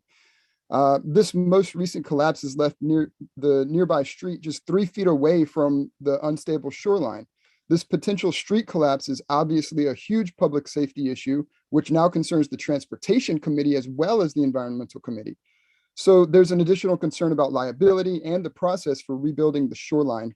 Conditions are worsening and further collapse is inevitable. This collapse, while awful, offers a unique opportunity to replace the bulkhead wall with a reconstructed shoreline. This would not only benefit you and I by providing waterfront access, it would also benefit local. Okay, thank you. Thank you. I have a question. Thank you, Debbie. I have a question for Gil. Oh, hang on 1 second, Tom. I just want to say, Gil, if you have that statement and you want to send it into the office, that would be fine, especially since you didn't get to finish. Definitely. There's a much longer statement that the Newtown Creek Alliance has actually worked up, and we will be CCing you on it as we send it out to our local electeds and state officials. Thank you, Gil. Really, thank you. And thank you, Gil. My question is, and I'm glad you mentioned about rebuilding the shoreline. And I think we've seen DOT, what they have done, for example, at Vernon, where they put up a bulkhead, a wall, rather than doing a shoreline. So I encourage my members of the community board, chair transportation, myself, environment. I recommend that we get on this because there's an opportunity here to not replicate what happened on Vernon. And I encourage everyone to listen to this. Thank you. Thank you. That's exactly another thing that I obviously didn't have time to mention, but that's a very important issue. Thanks, Gil. Lisa. Yeah, I just want to say at our land use committee meeting, we had someone come last month, and present on the waterfront plan. And really it is the Department of City Planning. It is abysmally absence of any, resources to fund these kind of things. So when we discussed the Vernon Boulevard Street end with them, they said, we kept talking about how it was really limited by resources and the DOT's ability to be able to fund access to the waterfront. And their comment was, well, sometimes it's just limited by resources. So I just want to say, Gil, I don't think anyone on this community board would not support the New Town Creek Alliance and your efforts around advocating for access to the waterfront in this area. So thanks for coming. Yeah, thank you. Sheila? Yeah, up and down, wondering, because you're going to the different committees, if you have a presentation that we can share around as well. And do you have regular meetings that we could be coming to?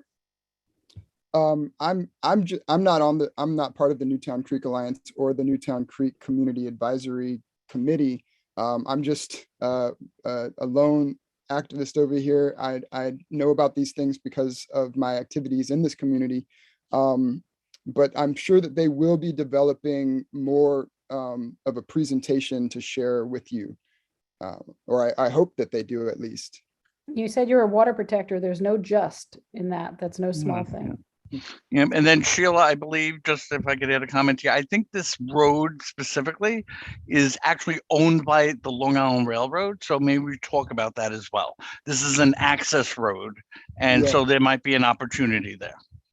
In addition to that, if I may, the concrete plant directly adjacent has been squatting on a piece of that MTA owned property for years, if not decades. And I think it is high time that in addition to the 4 requests that the Newtown Creek Alliance has put together to respectfully ask for our leaders, I would add a 4th, that we take this opportunity to reclaim that public property and put it back into the public domain for public use and enjoyment.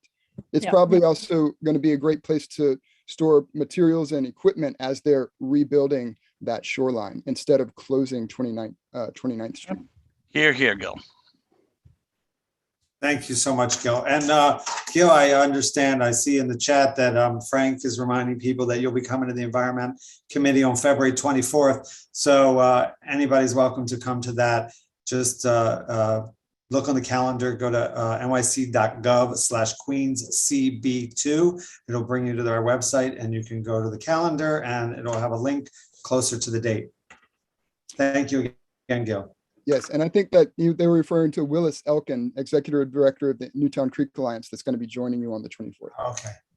Thank you all for your time. Thank you for coming. Come again. Next up is Daniel Solo. So I don't think I'm pronouncing that right. It's fine. How do I pronounce it? It's Solo. Solo, okay. Like Star Wars. Thank you. Yeah. Welcome. All right, so good evening, everyone. So my name is Daniel. I'm actually a Forest Hills resident, but the reason why I wanted to come here tonight was I wanted to echo really what Stephen had said just previously about the shared use path. So I can tell you from experience, I've been taking the bridge since 2015, that it's a very harrowing experience. And I know that some members of the board actually are everyone's familiar with this, but just want to again echo and amplify that voice that, this is really not safe, especially when you're sharing it with the mopeds and the runners, and you're trying to, not hit anyone and not, go to the emergency room, which there's been some pretty nasty things in the news lately. So if you could really talk to the DOT, I don't know what powers you could really do, but if you could just make a bigger fight for it, and I'm sure you have been, but this is a very important issue, and I'm glad that it's being discussed. Thank you very much. Thank you very much for coming. Gil, there's a question for you in the chat. I'll just leave you to that for one of our board members, Carisha. So maybe you can address that while we move on to our next person. Richard Joyce? Maybe you could just answer in the chat, Gil. Richard, are you here?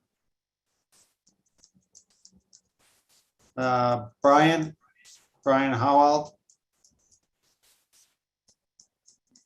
Good evening, Queen CB2. I wanted to also speak in support of figuring out how to get the separated space on the Queensboro Bridge for people walking from people using, other forms of non-car travel. I just want to implore the board and any of the elected officials who have already spoken in favor, and thank you very much to the board and to those elected officials for supporting this. I want to implore you to ask DOT what seem to be the delays here, because this timeline has been slipped. It's been moved forward. It's slipped again. And it really just seems to be a lack of clarity from DOT on what the extent of the work is, and what is holding it up, and what could be sort of ways to get around any potential obstacles that could be done quicker.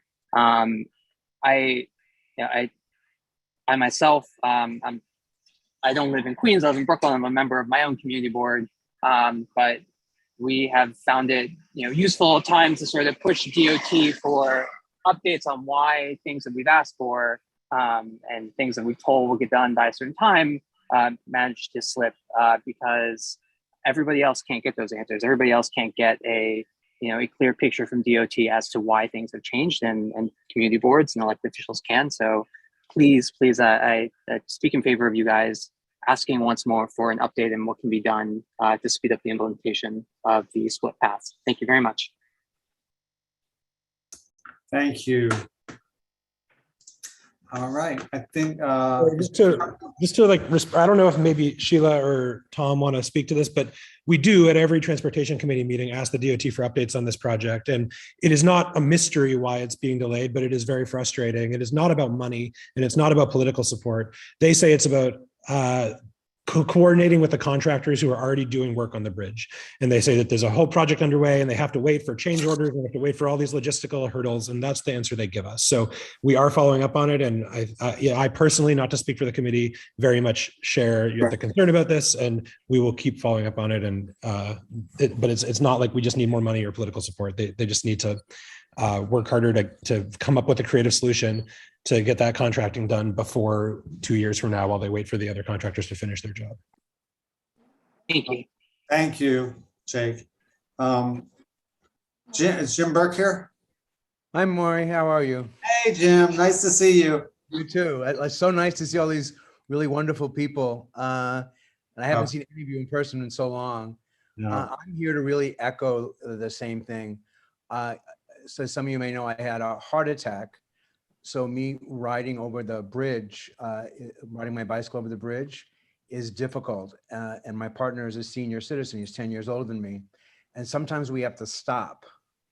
And now it's gotten to the point that it's so crowded that I'm afraid to take it because I don't want to injure anybody or get injured. There's no way I can walk it. It's just too crowded and too dangerous. And it's really, the 7 train is packed beyond belief. And you're going to get City Bike. We're going to get City Bike in 70 stations, right? We're going to get more and more City Bike all across, through Sunnyside, through everywhere. We need to be able to cross that bridge safely. We got to separate the pedestrians and the bicyclists. And someone like, Myself, my mom still rides her bike, and older people, it's very difficult to get out of the way. There's just no room. We're all like fighting over scraps, and it makes no sense for me that this is going to be put off once again. There has to be a way to do it because the 7 train is already packed. We don't want anybody in their car, right? There's too many people in their cars already. So that people can walk and bike across the bridge, that's a win-win for every single one of us.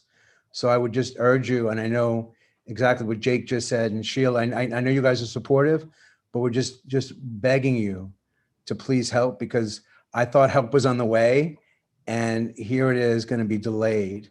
And there's so many of us that could use that corridor, and we just need your help. And thank you very much, and great to see you guys. Good to see you too, Jim. Thanks for coming. Crystal, I see we have Crystal Miller on the list. Yes, I'm here. Welcome. Hi. You can start whenever you're ready. You have 2 minutes. I'm actually on because I went on another meeting for my son because he passed away like 6 months ago. So I was trying to get a renaming on 52nd Street and 39th Avenue or Road where I grew up. So they told me to come to this meeting. This is the second meeting that I'm coming to. Crystal, who told you to come to the meeting? Deborah. So I don't know the last name. So Maury, I can comment on that. Yeah, this was the one that came up in land use. Yeah, it's the one that came to land use, and you know, part of this is also hang on one second. supported. Hang on one second. I just before we start, I just want to say, Crystal, we are so sorry for your loss, and you know, we know it must be unbelievably difficult, and we just empathize with you. And with that, I'll leave it to Lisa. Sorry, Lisa, for Thank you. Thank you. No, I mean, yeah, I mean, I don't think, Crystal, we didn't forget about your request, but there was a change also in the council representation. Right, I heard it. I don't know if you've also spoken with the current council person on this. No, I have not. Is Ross still here? I am. I actually wanted to jump in. Crystal, and thank you for sharing your story. We're really sorry to hear about what happened to your son. If you want to reach out to rename that intersection, just please feel free to reach out to our office, and our staff can help guide you through that process. I can give you my so the thing email. is, like, I did everything already. I did the petitions. I got the letters from the school. Like, I don't know what else I'm supposed to do, to be honest. Yeah, they need to go to the council person now. Okay, Yeah. what can I have that? Like, can I have that information? Yeah, I am going to be putting it in the chat again. I don't know if you can see the chat, but the email is district26@council.nyc.gov. Okay, I'm looking at the chat right now as we speak. So I just typed it in again. So it should be the newest one. Okay, I got it. I'll just screenshot it. Okay, thank you so much. You're welcome. And then if you email us, we'll get back to you within a day. We don't always have like the answers, but we'll try to like respond within a day and let you know when we're taking next steps and everything. Okay, I appreciate that. Thank you. Thank you for coming, Crystal, and we're so sorry. Thank you. Thank you. Take care. Thanks. Philip Leff. Hi, folks. Thank you for the chance to speak Community Board 2. My name is Philip Leff. I'm a Phipps resident who's a frequent user of the Bike Boulevard and can't wait until City Bike comes to our neighborhood. It's going to be a tremendous asset to this community, and I encourage everyone to join. I'm also here to echo the concerns about the 59th Street Bridge bike pedestrian path. It's too narrow, it's dangerous, it's unnecessarily dangerous. The Queensboro Bridge, 59th Street Bridge path usage has more than doubled in the past 2 years. It was too narrow for 2019, and it's certainly too narrow for the increased bike and pedestrian traffic of 2022. There is literally no reason why that we are prioritizing cars, many of whom are not living here. They're from Long Island. They're trying to save a few bucks on the Queens Midtown Tunnel toll. DOT is basically saying that they would rather see frequent cyclist and pedestrian injuries than even consider taking a lane away of cars. There are 9 of them. After converting this path to a pedestrian path, there would be 8 lanes of cars. This is really in a year of climate crisis, of record weather that has flooded our neighborhood caused by the climate crisis, to add more cars, more pollution, more climate change through our neighborhood. It's unacceptable. DOT needs to reconsider this choice for the safety now of our neighborhood and for the future we inhabit as a city. Thank you. Thank you, Philip. Now for a little change in topic, I invite Kathleen. Kathleen, are you here? Kathleen Walsh-Darcy from St. Pat's for All. I'm here. Can you hear me? Hey, welcome, Kathleen. Thank you for having me at CB2. I'm very happy to be here. I just wanted to tell you about St. Pat's for All Parade. Some of you know about us and you've been to the parade. Many Sunnyside, especially organizations, march with us, like Sunnyside Community Services and the Woodside Sunnyside Runners, a lot of groups and a lot of progressive groups. And we like to think of St. Pat's for All as the progressive St. Patrick's Day celebration that happens on the first Sunday of March every year. And it's also the alternative, often called the alternative parade, because it was created as a response to the big parade on March 17th, refusing to allow LGBT people to march in the parade with their banner. So that has been resolved, but the parade is very popular, and I think it's very good for the Sunnyside Woodside community. We've been embraced by the community, and it's the businesses and restaurants are usually very excited about the parade. It's like an extra St. Patrick's Day every year. So I'd like to invite you all to come. And if you belong to organizations that would like to march, please do. Our website is www.stpatsforall.org. And you can reach me as Kathleen at stpatsforall.org. If you have any questions, please give me a call, look at the website, and there'll be contact numbers there.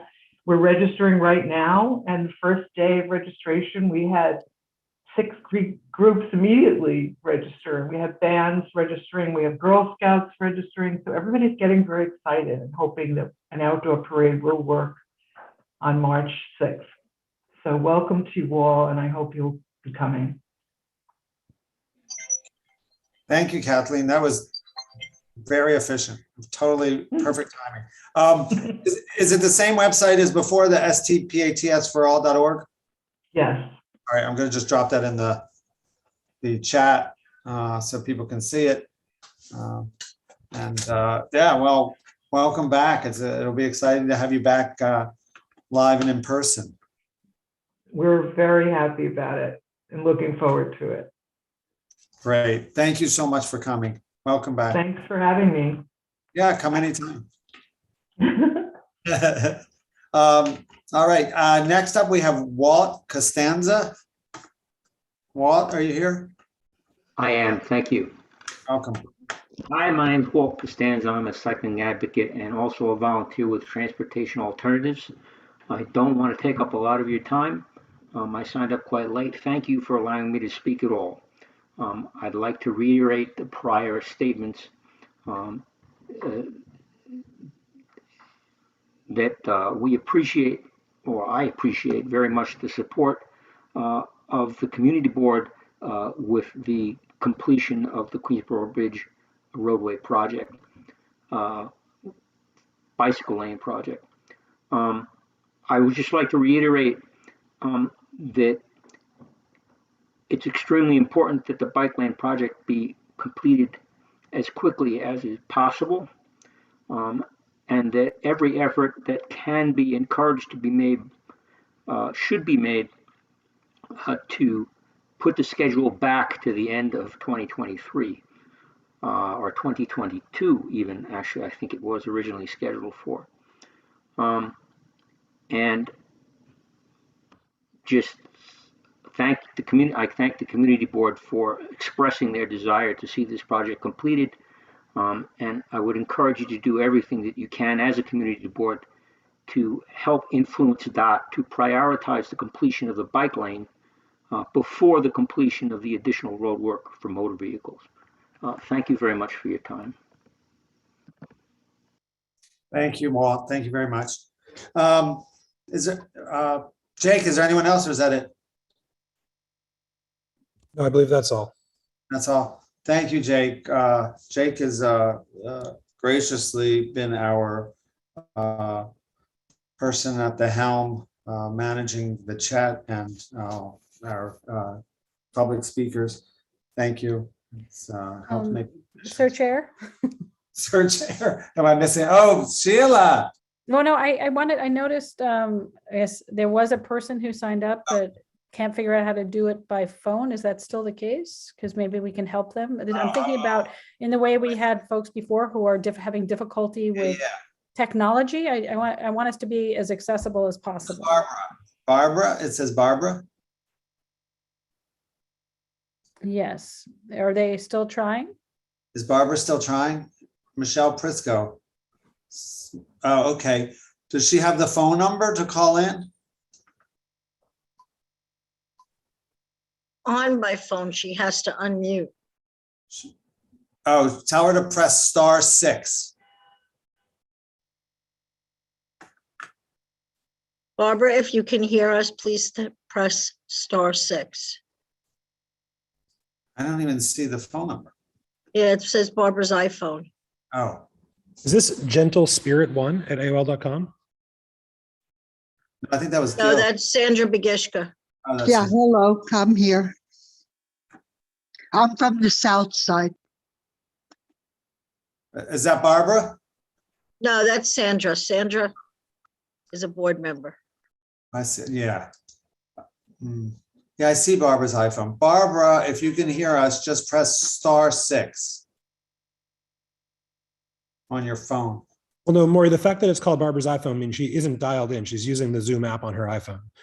So it's not a *6 situation. It's an unmute on the iPhone Zoom app situation. Right, yeah, I see what you're saying. She keeps getting If muted. that's even the same Barbara. Yeah, okay. I see that Michelle says so in chat, but Barbara, we can't unmute Barbara for her. That Zoom does not allow that. So Barbara would need to find the mute button on the unmute button on her Zoom app on her iPhone, if that's how she's connected. All right. If she figures that out, come back to us, but I think we should move on if we can't get that. And alternatively, she can, of course, always write into the office, follow up or email. But I'm going to move on because it doesn't seem Barbara's able to get unmuted. Okay. But if you can get unmuted, let us know, and then we'll come back to you. We'll circle back. So now we have to move to a public hearing for the landmark application of 3938 45th Street in Sunnyside. It's an application for Sunnyside Historic District, the presentation of restoration and facade work and the installation of skylights on the rear property.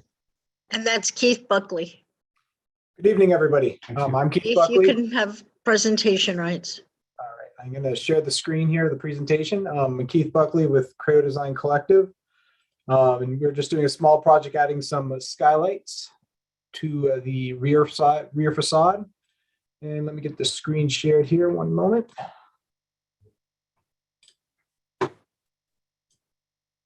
And I just wanted to check to see if you guys are able to see that. Yes, we do. All right. So this is a project. We're doing some minor work on the interior, fixing some of the historic work on it. The reason we're presenting here tonight is we have skylights that are being put into the rear facade in a slate roof, which is required to be approved by the community board or be addressed with the community board and then go through the landmarks public hearing. This first picture here, as you'll see, is the historic picture next to where the project is located, which on the right-hand side, where 2 units connect each other, and we are the right-hand side. We will be doing the work. This is familiar, just the historic area where the actual site is located. This is our exact project location here. And this is how the project lies on the site and where the 2 skylights will be being installed. As you can see, the public thoroughfare is here, which runs along this side, and they will not be visible from the public thoroughfare. This is kind of where the demolition of the slate roof will be occurring on the rear side, rear facade. And then this is the 2 proposed skylights, which are roughly 2 feet by 3 feet. That will be going on the rear side in the shell roofing. This is the existing front and side views. Will be this unit on the left-hand side is on the right as the first image shown. This is a front view, and then the side view of the front visible facades from the public thoroughfare. And then the next images are of the rear facade, which is not visible from the public view. The work will be done on the roof on the bottom right, image number 3. We'll be putting in 2 skylights, which will match the color of the slate roof, and we'll be salvaging any of the slate roof and using that for any repairs in the future. Here's the only spot where you technically will not be able to see it. There's a view corridor coming from 44th Street to 45th Street. And as you can see that it'll barely kind of, you might even, if you can see it, barely, you won't be able to see it from right here during winter. And you can see a zoom in here with this white window, which is the window in image number 1 on the right-hand side, is all that you could see. And then this skies will actually be not visible from the public thoroughfare on 44th Street. Here's another shot going just a little bit north on 44th Street, where it's blocked by a building on 44th Street, and then another building going south where the view is blocked. The possible view corridor, which you won't be able to see it, will be these red lines located here. There are multiple skylights existing in the area. These ones in the dark red are pre-designated ones, which was before landmarks was approved or designated, and then 2 afterwards, which were approved with designation by landmarks. And these are some existing pictures of those. These are, first one is 3921 44th Street. This one is actually one that was pre-designation and is seen from the public thoroughfare. The other one is going to be this one on the bottom, which is 3931 44th Street. This is on both the front and the rear and was done pre-designation. These other 2, 3951 44, also has a skylight on the rear existing, and then another one, 3964 45th Street, which is not visible from the public thoroughfare. The 2 areas which have been approved close by to have skylights are 40-02 44th Street, which you can see here, which are photographs of the skylight. And then the other one would be 3976 44th Street. That project was approved, but the owners never installed the skylights. The skylights that we are installing are very similar to these images here. They'll be mounted to the deck and have a projection of roughly 4 inches off the deck of the roof, which will make it almost impossible to see from the public thoroughfare. That's a quick and short presentation of it. If there's any questions, let me know. Okay, thank you. I can't see as other questions. I can't tell because we're still sharing the screen, which may be a good thing. Do you want me to stop sharing? No, I think I'll look for the hands in the, just if any board members have a question, just raise your hand. Nick, I see Nick first, raised his hand in the chat. Thank you, Keith. Keith, can you you spoke to us during the land use meeting, and you mentioned a little bit about the density, the effect that this has on the livable density of this property. Can you just repeat that for us for the full board? So basically, it was a two-family that's been converted into a one-family. And we are taking capacity from the attic space and making it a 3-floor single-family house, and doing also some minor work on the exterior, patching up a lot of the masonry work that has been degraded. And so we're kind of increasing the space, the square footage. It actually doesn't increase the square footage, but it keeps it kind of just a single family use.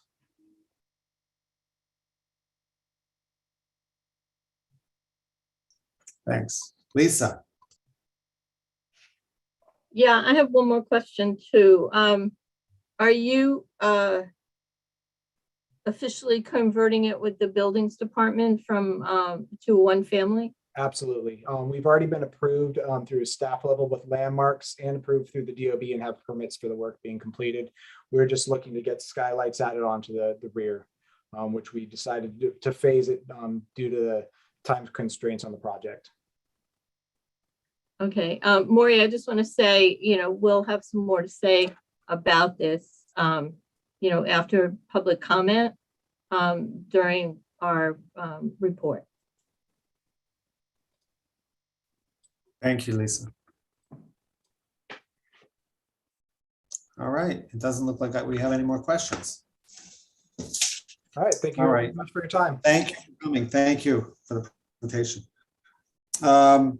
So now we are done with the public part of our meeting, and we're going to move into the board meeting, or the business section of the meeting. We welcome the public to continue to stay, to observe, to watch us deliberate and vote on agenda items. We won't be recognizing the public to speak at this point anymore, but thank you, and we encourage you to stay and watch the process. I'm sorry, Maury, was no one signed up for that hearing? Nobody else has signed up, right, Jake? Nobody else signed up? Yeah, I have no signups specific to that hearing. Okay, great. Did you? Okay. Christine? Oh, you're muted. No, now I'm unmuted. I'm not sure whether it's appropriate to, we did receive, I think, 2 written comments. Oh, then.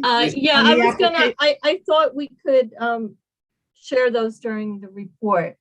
That's fine. I just didn't know whether they should officially be part of the hearing, somehow read into the hearing. I'm not sure, but.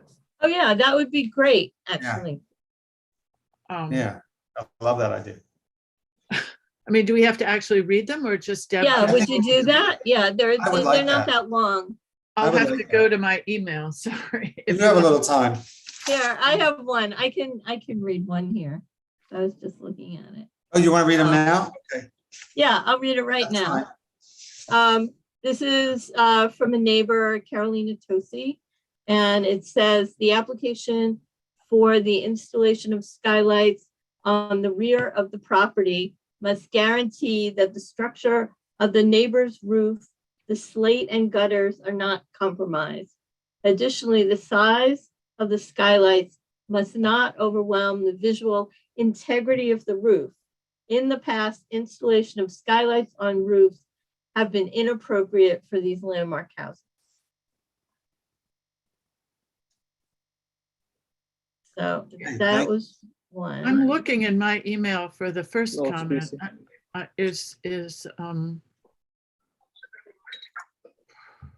Do you have the other comment? Does Deb have, do you have the other comment that was received? With me now? No. Yeah, let me. It actually referred to things that I don't think are part of the application we're reviewing, because it was. No, it was really about debris in the backyard and disruption that the work of the workers there have caused to a neighbor. Right. And something about a door facing the adjacent lot, but I don't think it really was germane to the skylight issue. So no, it was more just additional work, and I'll find it and share it in the chat. All right, thank you.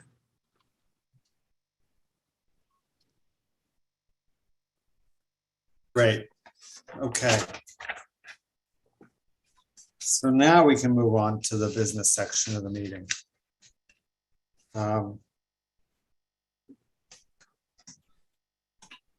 So we will, I'd like to do a motion for this. I know it's a little pomp and circumstance, but is there a motion to end the public section? I move. I second. Thank you. So anybody against? All right, so we will move to the business section of the meeting and we'll start with attendance.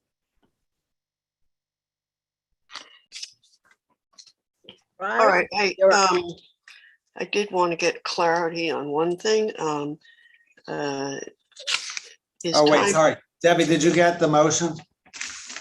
It was Christine made the motion, and who seconded it? I did. Oh, good. Roz. Roz. Got it. Yeah. Okay, can I get clarity, Deborah? I note that Time Exchange is here and participating in the meeting, and you told me she was not. I'm here. I just have my camera off for personal reasons. Good. Okay. Well, anyway, Amparo Abelbay. Present. Anatol Ashraf, we know, is excused. Carisha Batan. Here. Nicholas Berkowitz. Here. Sandra Begitchka. Here. Kat Bloomfield. Absent. Danielle Brecker. Present. Johanna Carmona. Absent. Brianna Serbone. Absent. Absent. Tanya Chavez. Present. Osman Chowdhury. Yes. Stephen Cooper. Absent, excused. Oh. Okay, Warren Davis. Present. Jake DeGroot. Here. Lisa Deller. Yeah. Sally Frank, I understand, is excused. Yes. Maury Gallinoy. Present. William Garrett. Absent. Absent. Somnath Kamir. Somnath, are you here? I didn't see you. Absent. I'm here. Camille Gray. Absent. Absent. Kenneth Greenberg. Penny's here. Here. Benjamin Gutman. Here. Christine Hunter. Present. Mohammed Chowdhury. Absent. Badrun Khan. She's here. I saw her before. I saw her Adron? I'm here. There she is. There you are. Sheila Lewandowski. Present. Dominic Lapolis.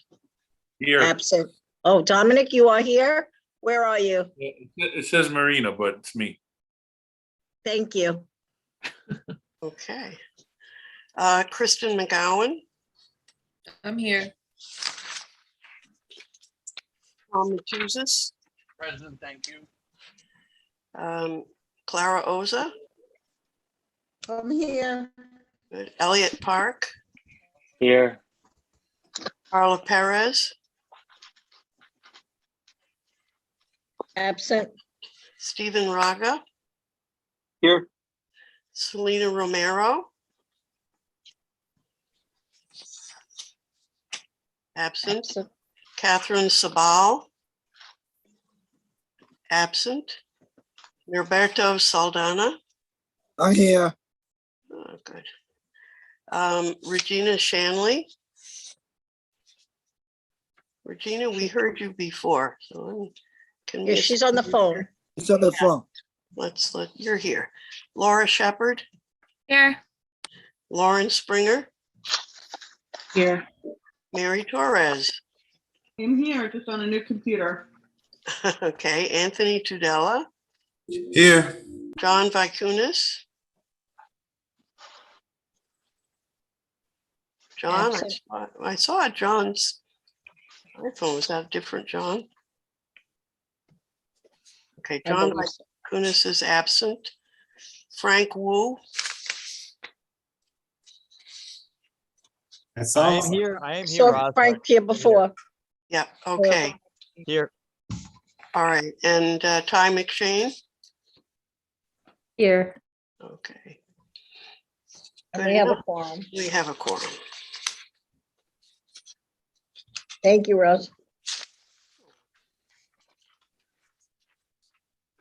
All right.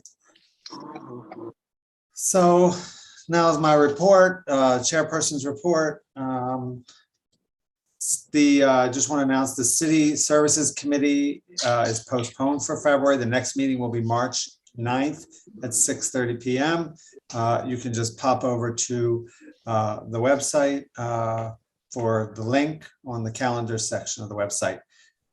Speaking of the website, we're continuing to do upgrades, and I've asked the tech committee to establish a working group to reorganize the website to make it optimized for usability and findability of content, to kind of restructure and figure out better ways to update the site, adding new content and things like that. And speaking of which, we now we're launching a newsletter, a digital newsletter that'll come out regularly.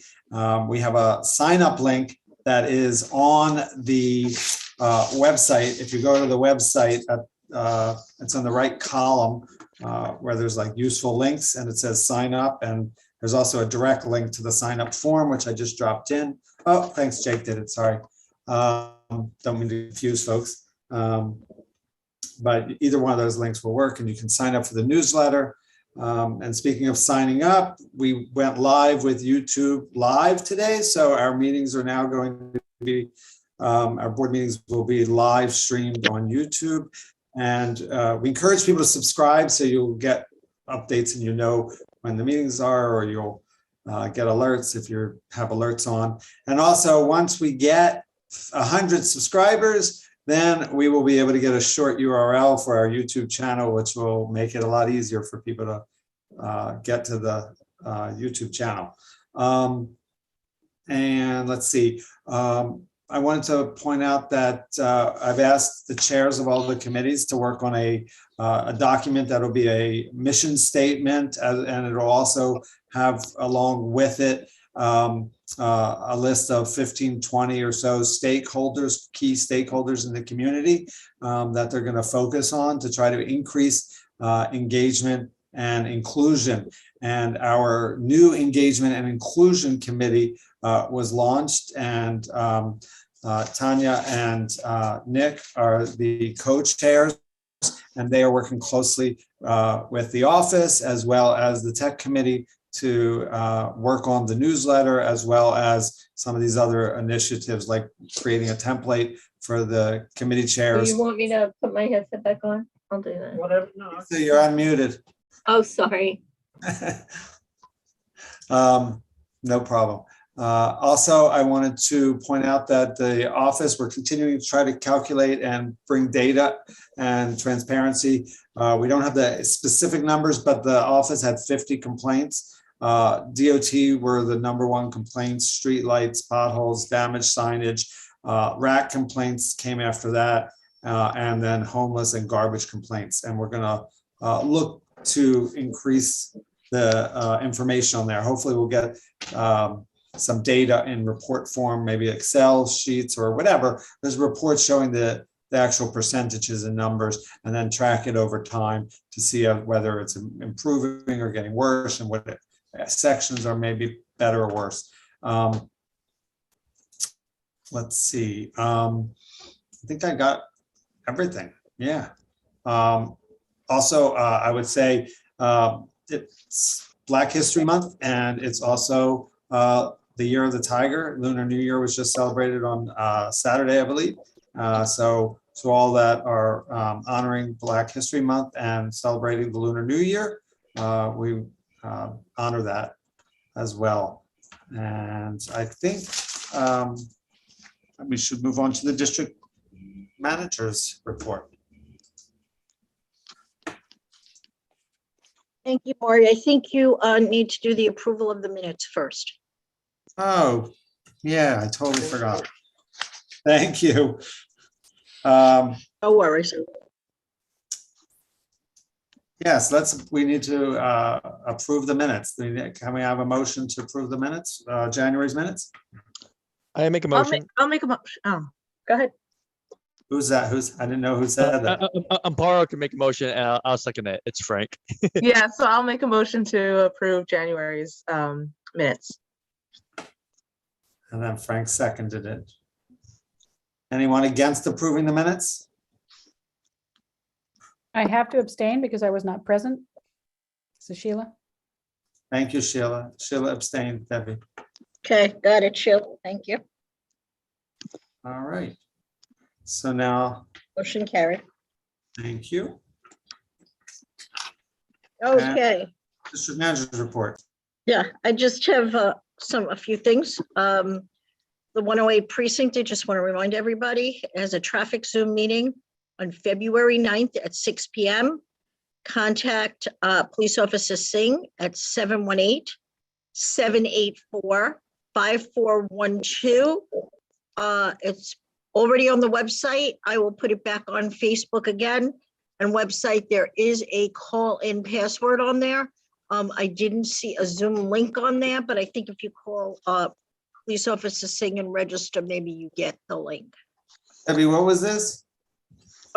This is the 108th precinct is having a traffic Zoom meeting on February 9th at 6 p.m.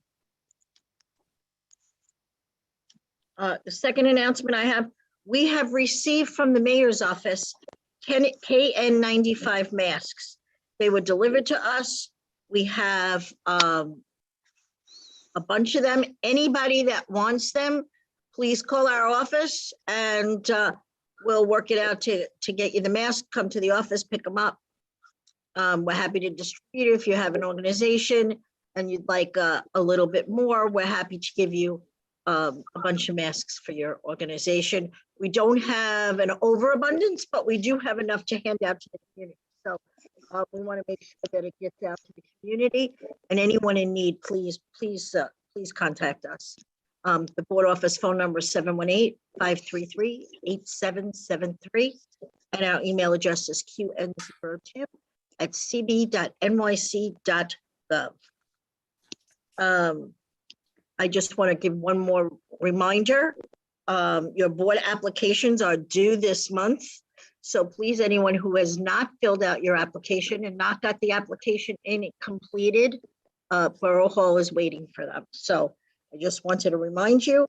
And again, we're doing our best to post to Facebook and Twitter, and it goes on our website. Everything that's posted to Facebook will show up on our website as well. So be aware of that. And if you want something specific, send us an email, send us the PDF or the JPEG, and we're happy to get it up there.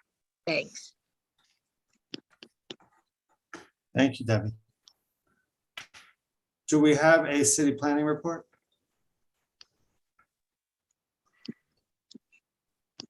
I think Teal is not. I think Teal is out today. Okay, Teal's out. Wait, you said Sheila's out? Teal. No, Teal Dallas.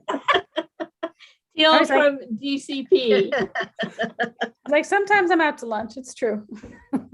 Thank you.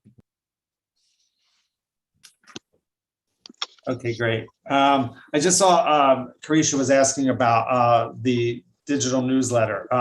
It will focus on CB2 information, and anybody have any information that they want to share, they can definitely let the office know.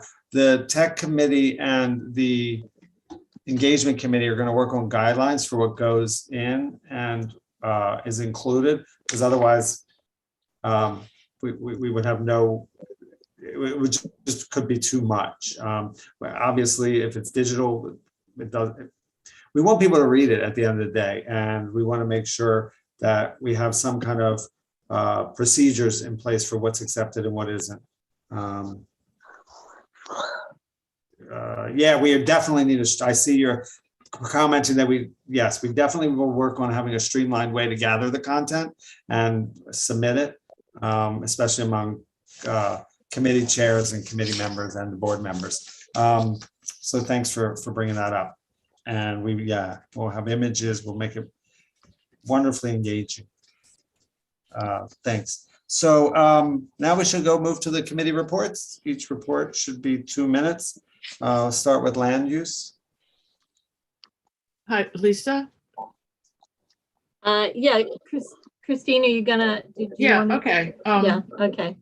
So I didn't realize they were 2 minutes, but I'll try to be fast. So at our land use meeting, we had 2 main items. One was the presentation of the landmark application, which you just heard. And, you know, I guess that the committee asked a few questions about how the Skylights would, you know, improve the ventilation within the house. The Landmarks Committee unanimously recommended to approve the application. So I don't know if we want to take the board vote now or. Yeah, we can. If there's any more discussion by the board. We can take it now, right?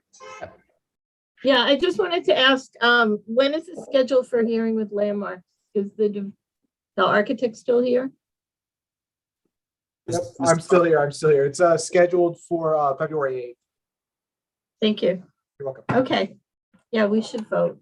I am curious. This is Sheila. I read the notes from Landmarks and I see that it was unanimously supported. But when there's discussion of when something is seen by the public, isn't the middle area, is that shared? No, right. It's not. They're back skylights. There's skylights in the rear of the house, so it's not seen from the street. Okay. Keith, do you want to comment on that? Yeah, basically the center courtyards, and all the courts that happen in the Sunnyside district area, all those are considered to be private and aren't seen from the public. Yeah, your neighbor from their rear yard might be able to see it, but if it's on the streets, like for example, our projects between on 44th and 45th Street, and when you go to actually see these from the public view, you can't see them, and that's kind of the regulation that Landmarks set up on. When they designated it. And I would just say it's not that Landmarks has no standards for the rear side or the court side of the houses, but they have different standards of care or, you know, standards of appropriateness. Correct. And I think, yeah, we did for like all the back windows that can possibly be seen, we did add all the 6/6 and the things that were approved staff level because we conformed to what they were requiring. Yeah. And I would just add that, you know, there was a discussion, slate roofs are intended to be kept intact, and that they would be replacing any they're removing some air conditioners in wall air conditioners, and they're going to replace those open spaces with original bricks that are removed from other places. Is that correct, Keith? That's correct. What they're going to try and do is they're going to match, if there is the leftover brick from places where there's demo work, they'll be retoothing in the brick the exact way that Landmarks wanted to. It looks like it's the running bond that's in there. And basically you won't even notice that they were there. Right, and you disturbed the slate. Yeah, right? we're disturbing the slate only for the skylights. We're taking out all the slate for just the areas where the skylights are going in. All that's being salvaged and kept for reuse later on. When we do put it back in, we're taking extreme care of the roof. That's one of the main reasons Landmarks wanted to know what we were doing to the slate roof. Are we keeping it? And we're absolutely keeping it, and putting on snow guards as well to help protect the gutter and the existing slate roof. And is that the reason that you have to go to a hearing? It's that's the real reason. Yes, is the skylights. Can you see it from the public thoroughfare? And we are touching the slate roof. Those were the 2 reasons. Thank you. Sorry, Christine. No problem. Does anyone, are there any other questions from board members or comments before we vote? Laura? Laura. Yeah, just a quick comment. Skylights save electricity because they enable people to use natural light instead of, turning lights on. And as we're in a climate emergency, I don't see why we would get in the way of a homeowner trying to adapt. Yeah, the board, I think the committee felt the same way. Okay. It also just improves the comfort and ventilation in the house. Absolutely. Glad to hear it.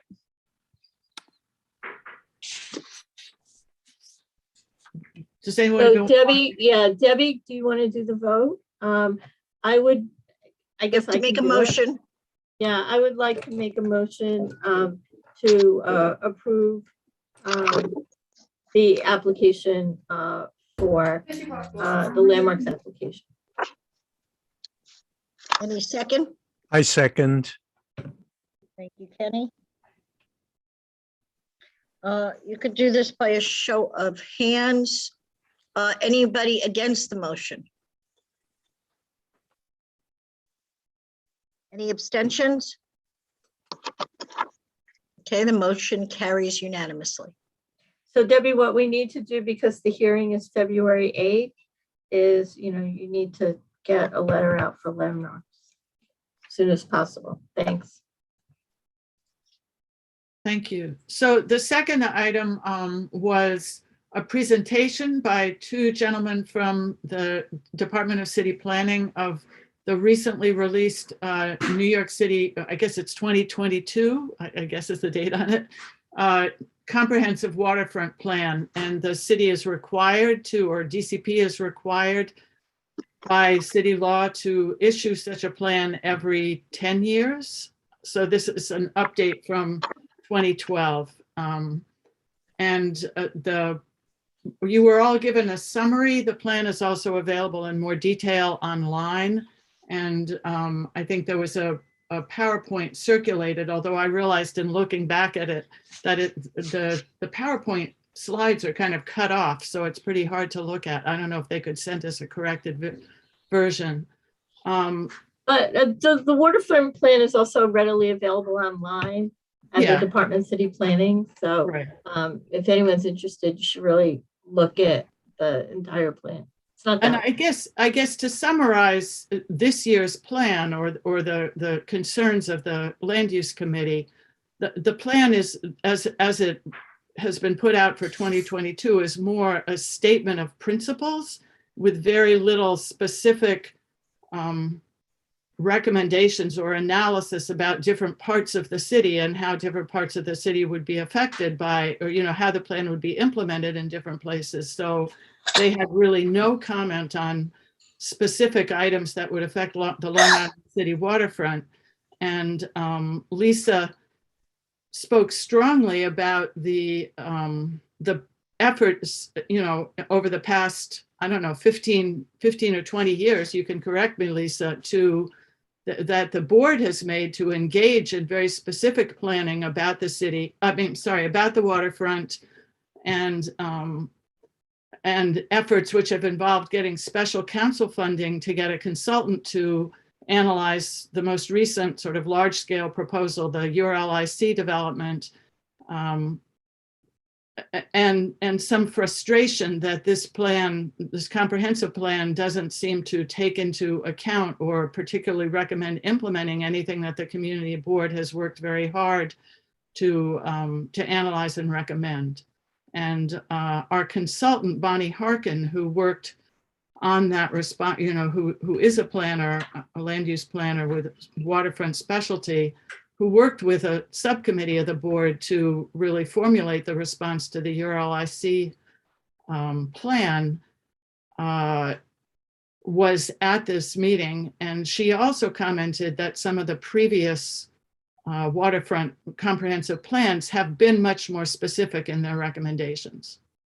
So it's a long way of saying I think the committee was somewhat underwhelmed by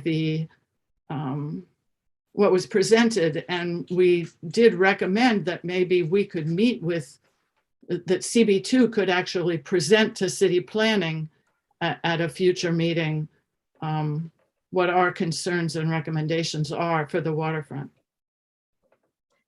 Yeah, I just would add that, you know, people, Kenny Greenberg and lots of other folks in Long Island City have contributed to planning on the waterfront for many, many years.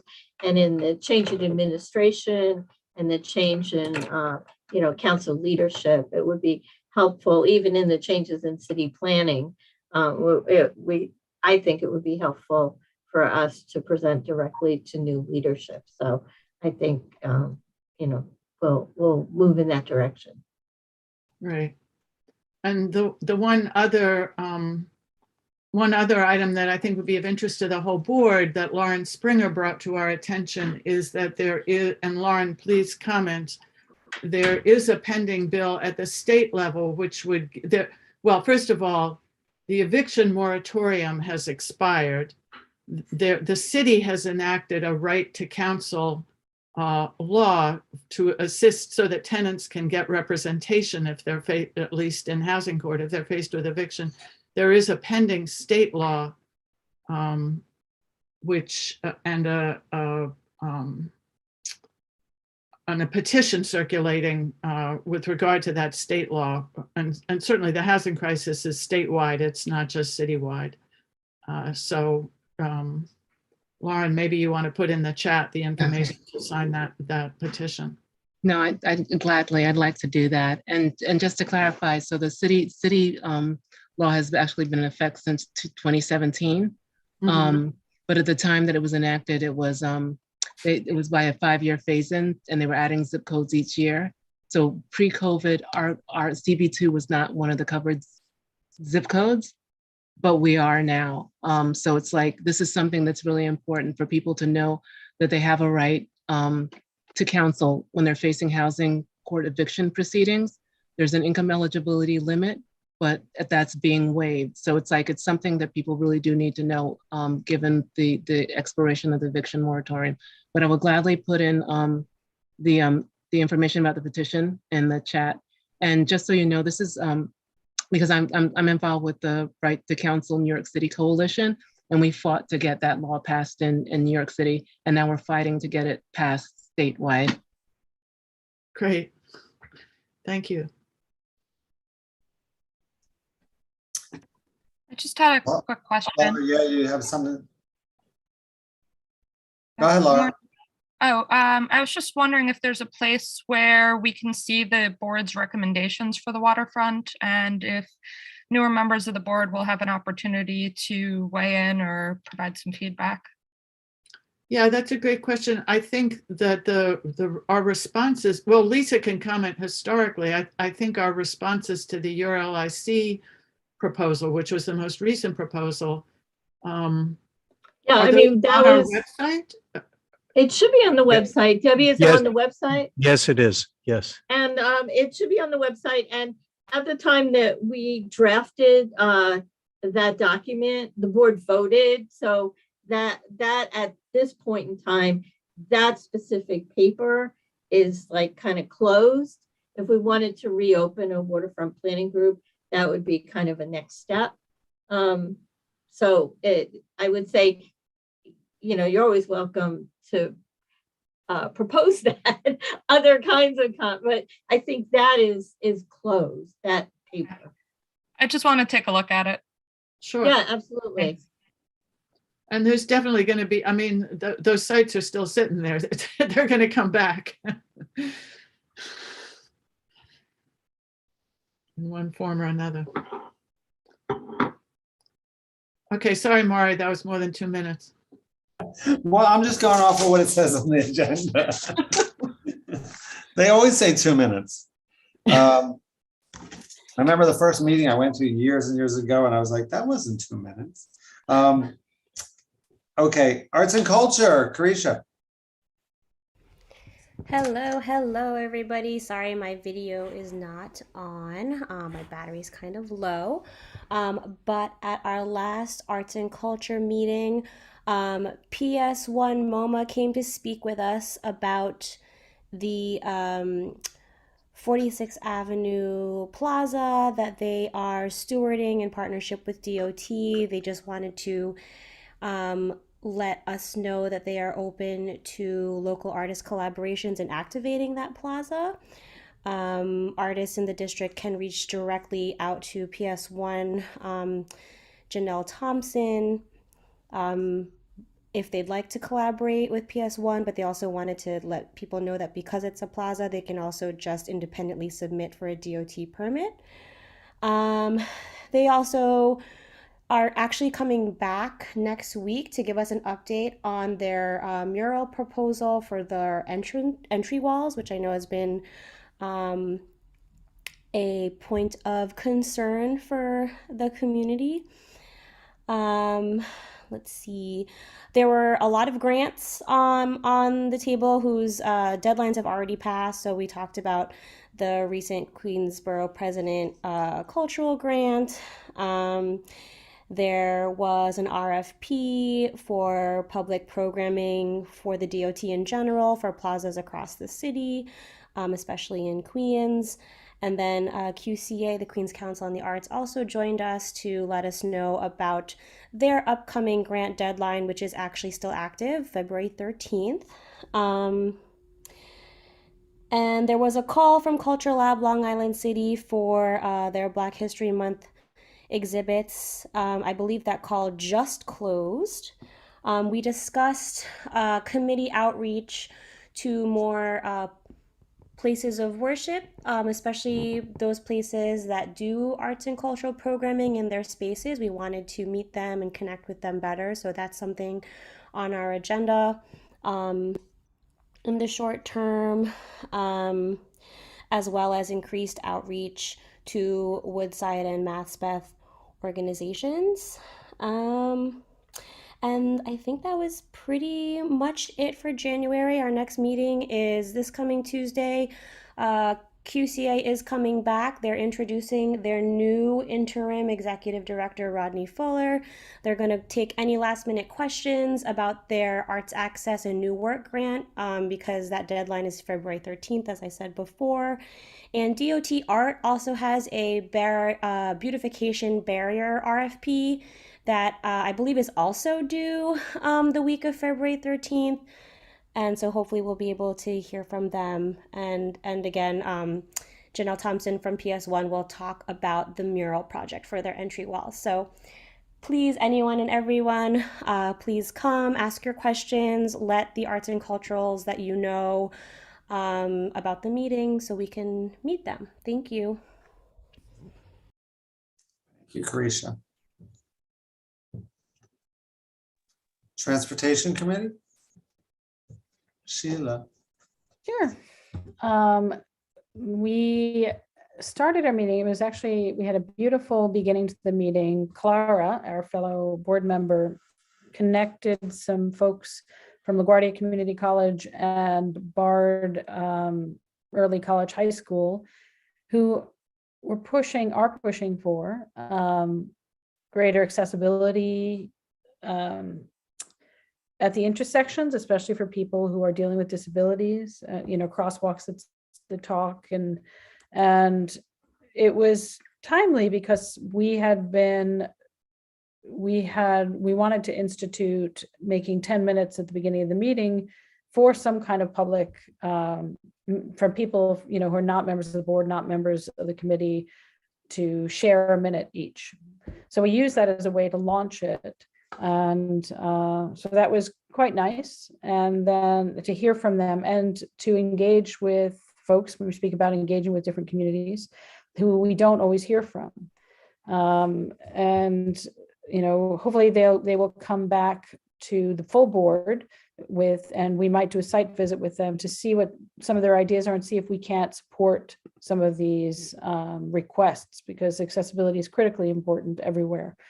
And so that was there. So we're going to have that every meeting now, 10 minutes at the beginning. People get 1 minute each, but we are still encouraging them to come to the full board meeting so that everyone can hear their testimony and weigh in.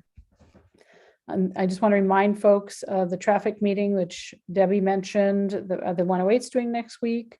Other thing, we had 2 presentations, 12th Street presentation around Glacial Rock, where they're going to want to permanently designate it as a, as a plaza.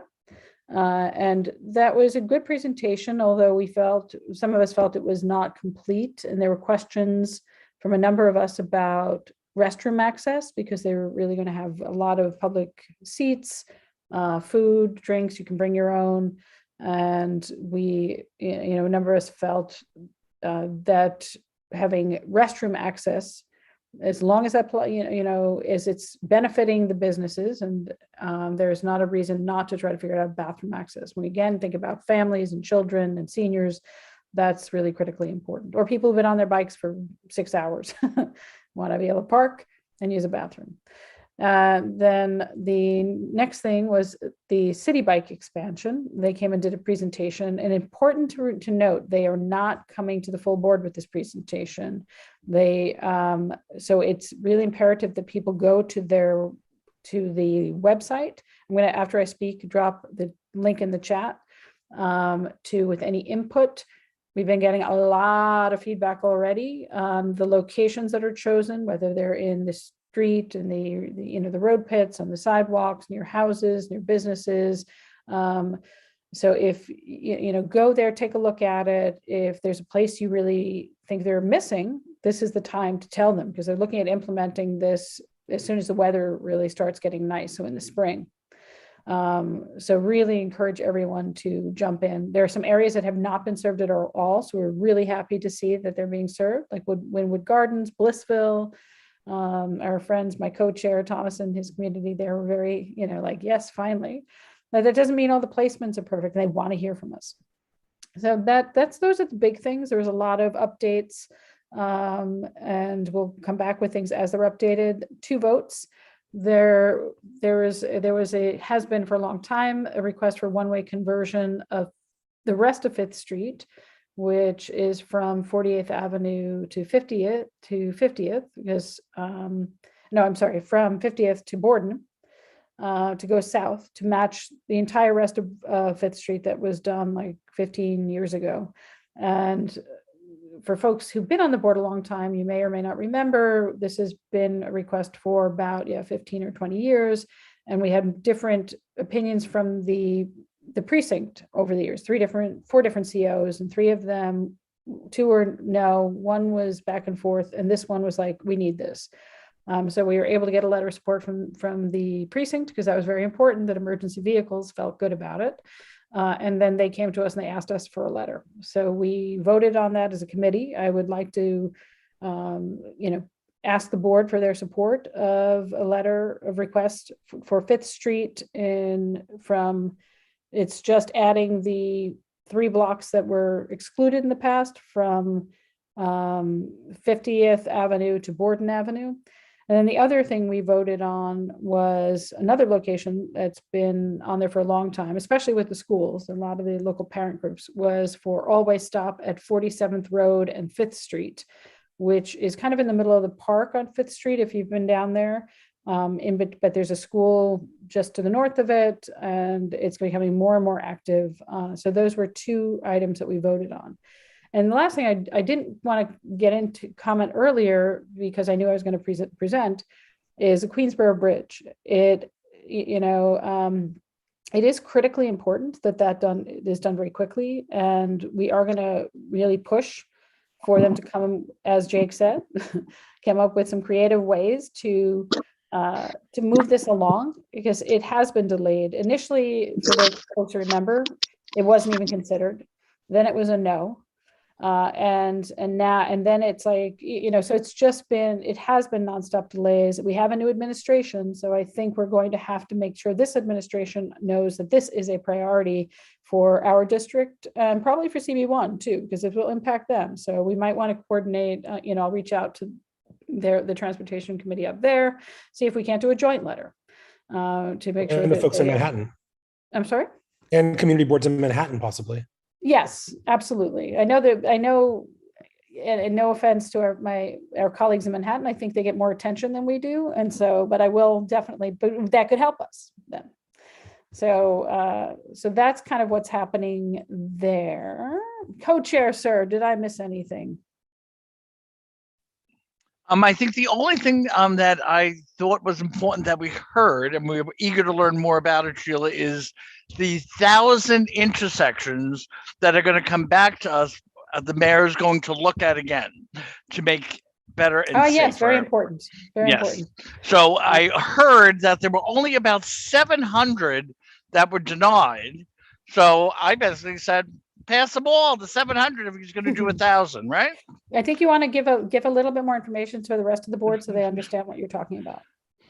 Thank you. So DOT stated that the mayor is going to look at 1,000 intersections to help make them safer, either putting in the buttons for the people who don't necessarily see, they might hear the signal, daylighting, adding the extension of the curves, all these different things they're going to relook at again with a commitment to do 1,000 of them this year. Is that accurate, Sheila? Yes, that is. Thank you for remembering that. And then there was the last thing that that was, I saw it in the land use committee meetings, and I'm going to bring it up to that city planning was reporting that there haven't been meetings on the DOT. And so there's some stuff in the land use that was mentioned about DOT. So I will reach out to our peers on the land use committee to talk to them. And Laura, I see you have your hand up, but I don't want to make points on things that weren't brought up in the meeting. I want to keep to a report on the meeting. But you know, like if you want to bring up something else up, that's great. Did I forget something that was talked about at the meeting, spoken about the meeting? Just in regards to the bridge, you know, given what we heard earlier tonight and the real urgency of it, I just think when we write this letter, it's important, yes, that we ask for an expedited timeline, and that if we're told by the agency that that's not feasible, they really need to have an interim temporary plan that addresses this issue. That's all. Okay. Yep, I think we've been very clear about that, but thank you for putting a punctuation mark on what I had to say. That's it for TC. Thanks. Thank you, Sheila. Thank you, Thomas. Environment, Frank.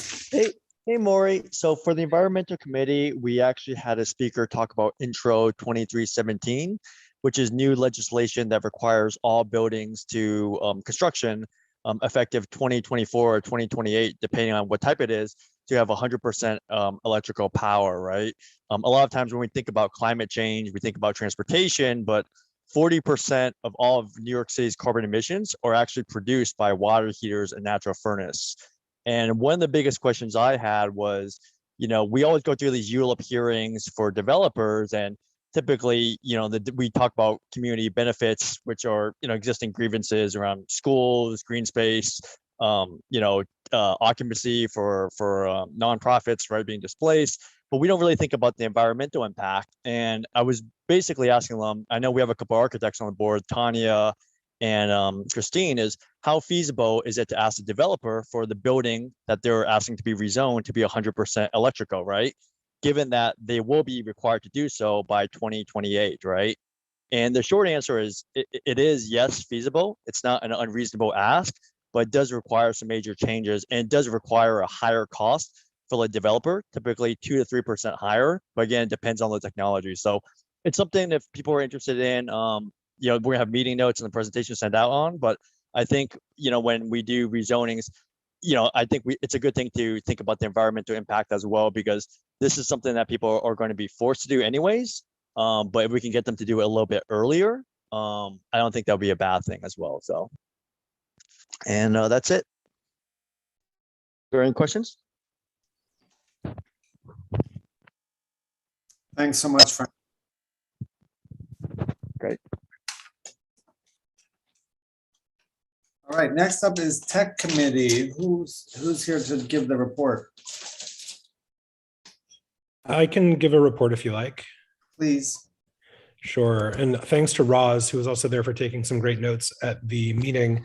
And also Maury covered most of what we talked about at the meeting, which was centered around the website, remaining within the city, formerly known as Do It, but now known as the Mayor's Office of Technology and Innovation, MOTI, going to stay within their website framework rather than starting from scratch. We're going to start with small achievable goals and changes to navigation and organization of the existing information as opposed to large redesigns. We reviewed the new newsletter template, which Maury also talked about. And we also reviewed the responses from the survey that the tech committee sent out to these community board members about our visions for future meeting styles. And the results of that were, of the responses, I guess there were like 32 responses, and that was 15 people said they would prefer hybrid meetings, 14 said they would prefer exclusively virtual meetings, and 3 said they would prefer exclusively in-person meetings. So that was interesting data to have on the preferences of the current board members. Implementation of any hybrid format would be probably a more complicated conversation with more resources needed, potentially from city or state resources. But we are taking steps in the meantime to make these Zoom meetings we're having as accessible as possible, featuring today's innovation of live stream on YouTube. So I know Maury's also mentioned that as well, but that's a big accomplishment. And I think that's about it from the tech meeting. Our next meeting will be Tuesday, February 22nd. Thank you so much, Jake. All right, Health and Human Services. Wait, did anybody have a question for Jake? I'm sorry. No? Okay. Sorry, I thought I saw a hand. Okay, Health and Human Services. Ty, do you want to say something? Hi, everyone. Yes, I won't be giving the report today, but I am going to be saying goodbye. You know, obviously mixed emotions that I'm leaving the board. I've learned so much here. I've really considered it such a great privilege to have served. Unfortunately, my schedule just no longer allows me to honor this commitment, and I'm facing irregular and last-minute schedule changes that make it nearly impossible for me to attend meetings regularly, and that's just not good for anyone. But I did just want to thank our committee chairs, past and present, and everyone still serving, because I know firsthand all the hard work that goes with it. So best of luck to everyone. Thank you so much, Ty. Thank you for all your years of service. And I know it must have been a really hard decision, but I have to say I really admire it and I respect it. I know that it couldn't have been an easy decision, but you know, to actually put in the consideration, say, oh, you know, I just don't have the time right now that I want to be able to devote to it. And I think it takes a certain kind of person to be able to admit that, and then, you know, do what I think is very admirable for the benefit of you and your family, as well as the community. So thank you for all your service and for taking this decision, which couldn't have been hard. I mean, couldn't have been easy, must have been hard. Thank you. And I hope to see you soon. And I'm sure our paths will all cross, many of our paths will cross in other ways in community service, or maybe down the road, and you'll join again. Thank you, Ty.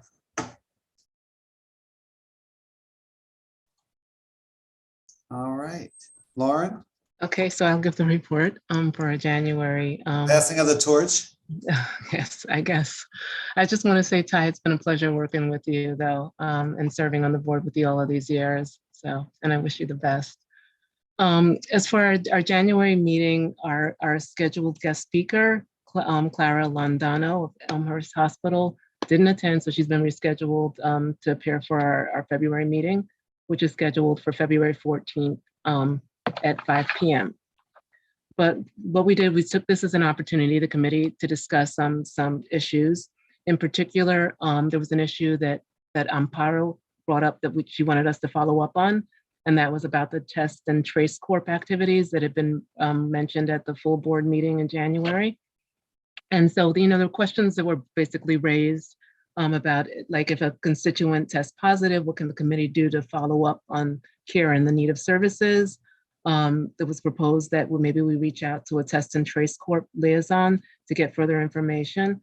And then with respect to the idea, another idea was whether or not CB2 could support this idea of utilizing hotels as quarantine areas for people to isolate safely. So it seems like it's an ongoing discussion that we'll have. Debbie mentioned the delivery of tests and masks to DOE by the mayor's office, and then also the presence of 2 COVID testing sites in our community. It was Hart Playground and then Greenpoint Avenue, 42nd Street. And then we'd also discussed this organization, Invisible Hands, which delivers food and other needed resources to homes for people who are homebound.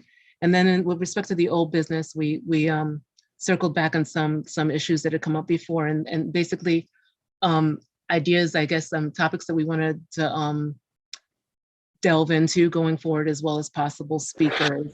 And so we talked about the anaphylactic shock bill again. There's an idea that was proposed by actually Selena Romero about this idea about CB2 doing a letter regarding fees that were charged for AP placement exams, the advanced placement exams. And then also, and this was Roz's idea about inviting people in from the public school settings so that we can hear about frontline school issues and address those. And yeah, I guess that about sums it up.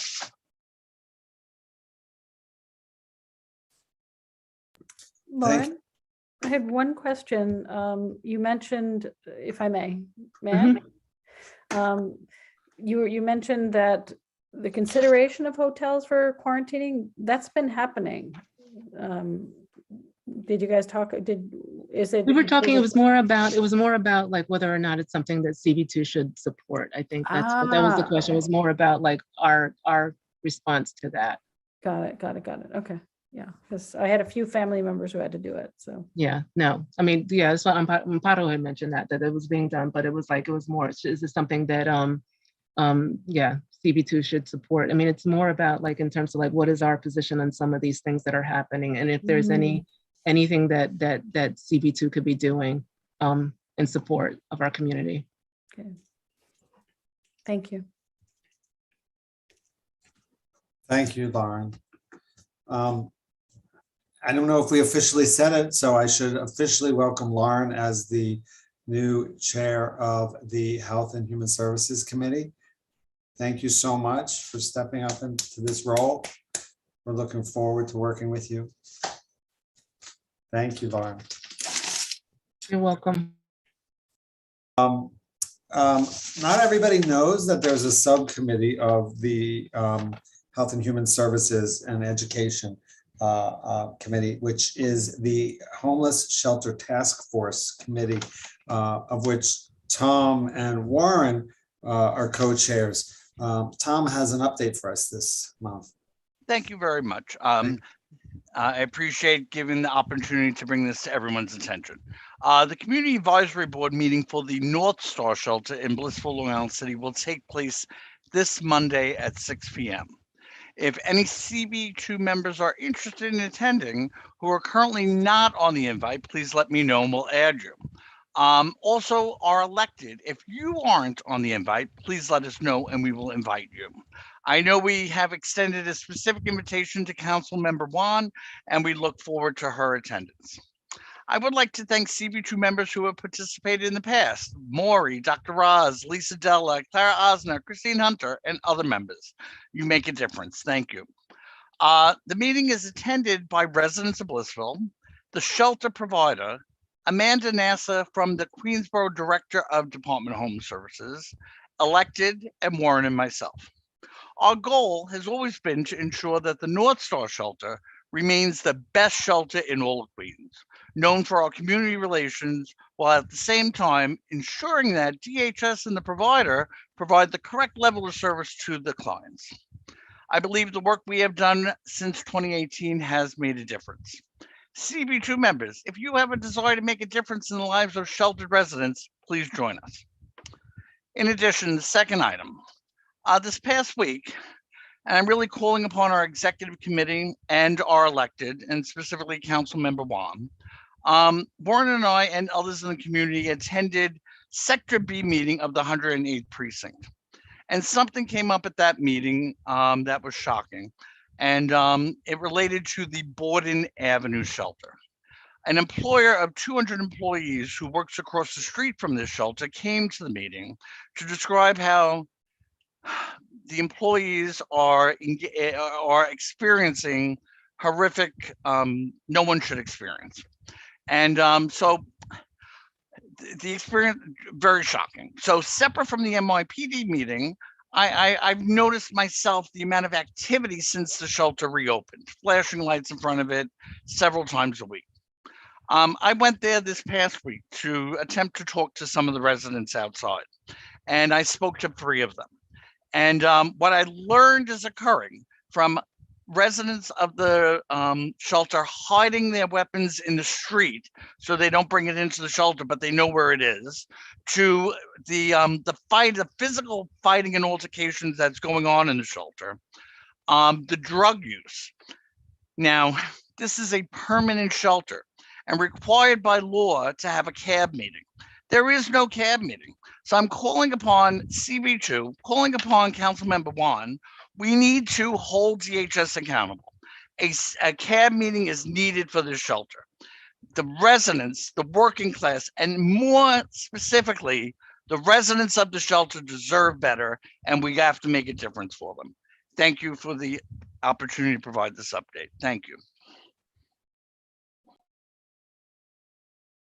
Thank you, Tom. Thanks very much for the report. Any questions? Jake? I'm sorry, could you just explain what a CAB meeting is and how it would typically work? Thank you. A CAB meeting is a community advisory board meeting. All permanent shelters are required to have one. There is none currently for the Borden Avenue shelter. We do have one for the North Star shelter that we hold regularly on a quarterly basis. In the 30 years that I've known about the Borden Avenue shelter, I've never seen the activity or heard about the activity that is occurring there since it has reopened. The residents of the shelter, they deserve better. So how does the community advisory board work? The provider of the shelter is there, residents of the community are there, our elected are there, and we go around the table saying, what's going on at the shelter and how are we going to make it better for the residents in the shelter? I am astounded to hear what's going on there. Thank you. Yeah, I would like to add to what Tom just said. As he said, all full-time shelters are required to have these advisory committees. And so it's these temporary shelters that are out there in the amorphous, non-committal situation of not really having to be responsive to the community, not being required to engage on a regular basis. And, you know, if anything can be done, and I just want to underscore, Tom, you know, your efforts around this. I completely concur that we need community advisory board for the temporary shelter. And Lisa, this isn't a temporary, this is a permanent shelter. But the Borden Avenue Veteran Shelter? Yes, it's permanent. Well, what? I just what about the other shelter? Correct that. ICL, I believe, is still, pardon me for speaking in, but I actually at one time sat on that meeting. I actually was a member of the CAB for the Vernon Boulevard Veterans Shelter, which is run by the Institute for Community Living, also known as ICL. I am no longer on that committee. So to your point, Tom, we did meet regularly. I'm not sure if there's new management. I'm not sure what's going on, but I personally sat on that board for at least 3 years, which actually was one of the ways that I actually stepped into CB2. Yeah. So I agree with you, and I participated in them, and I did find them to be extremely helpful. And they also did enable the community at large to have a better understanding and acceptance and understanding of what they, you know, what's going on there. I still know people who have connections with them. Let's talk offline. Yes, no, I appreciate that, because it is, I walked, you know, sometimes I walk home from Long Island City down Borden. I was shocked to see what I'm seeing. Well, then let's talk offline, and yes, thank you. We'll make sure that we get the proper people. Maybe there's change in management. Yep, and I'm really calling upon CB2 to require DHS to have one again. I don't know what's existing. well, I'll work with you on that. So I'm more than happy to participate and be at the next meeting as well. I take veteran services very dear to heart. It's a personal thing that I take very seriously. And if the veterans aren't being cared for properly and there's mismanagement, then we need to deal with that. Thank you. I appreciate that. Thank you. Yeah, I mean, Mary, there was a time, Joe Conley was very involved in the veteran shelter. There were a lot of people from the board at that time who were engaged. So I think without understanding what's really going on, I think it's probably a change in management and someone's dropping the ball. That's just my gut feeling. I don't know this for fact, but these types of places do have a lot of turnover because of that. So we'll get to the bottom of it and we'll go take it to the next level. Thank you very much. This is not just, and just so everyone knows, with this particular shelter, this is not just the shelter system. This is a very specific system unique to veteran services. So this is on a totally different level as well. So not that our homeless people don't deserve the same care our veterans do, but these are actual veterans who served our country. So I won't belabor the issue any longer. We'll talk about it and get to the next level. Thank you, Mary. Thank you, Thomas. All right, we're going to move now on to city services, and the report will be given today by Danielle Brecker. Thanks, Maury. Thanks, I have 3 points. We did in the last meeting approve a volleyball type bar in Sunnyside. It looks like a very cool establishment. You can go in, you can play volleyball, and you can, celebrate. So I think that's kind of cool. I will also say we're getting a lot of requests for a later closing time, like 4 a.m. And we have only approved one that is not in any vicinity of homes, but we are generally, we're declining these and having them be open to 2 or earlier. And then lastly, the meeting that is normally next week is postponed this month, but we'll be back at some point and we'll let the board know. Thanks.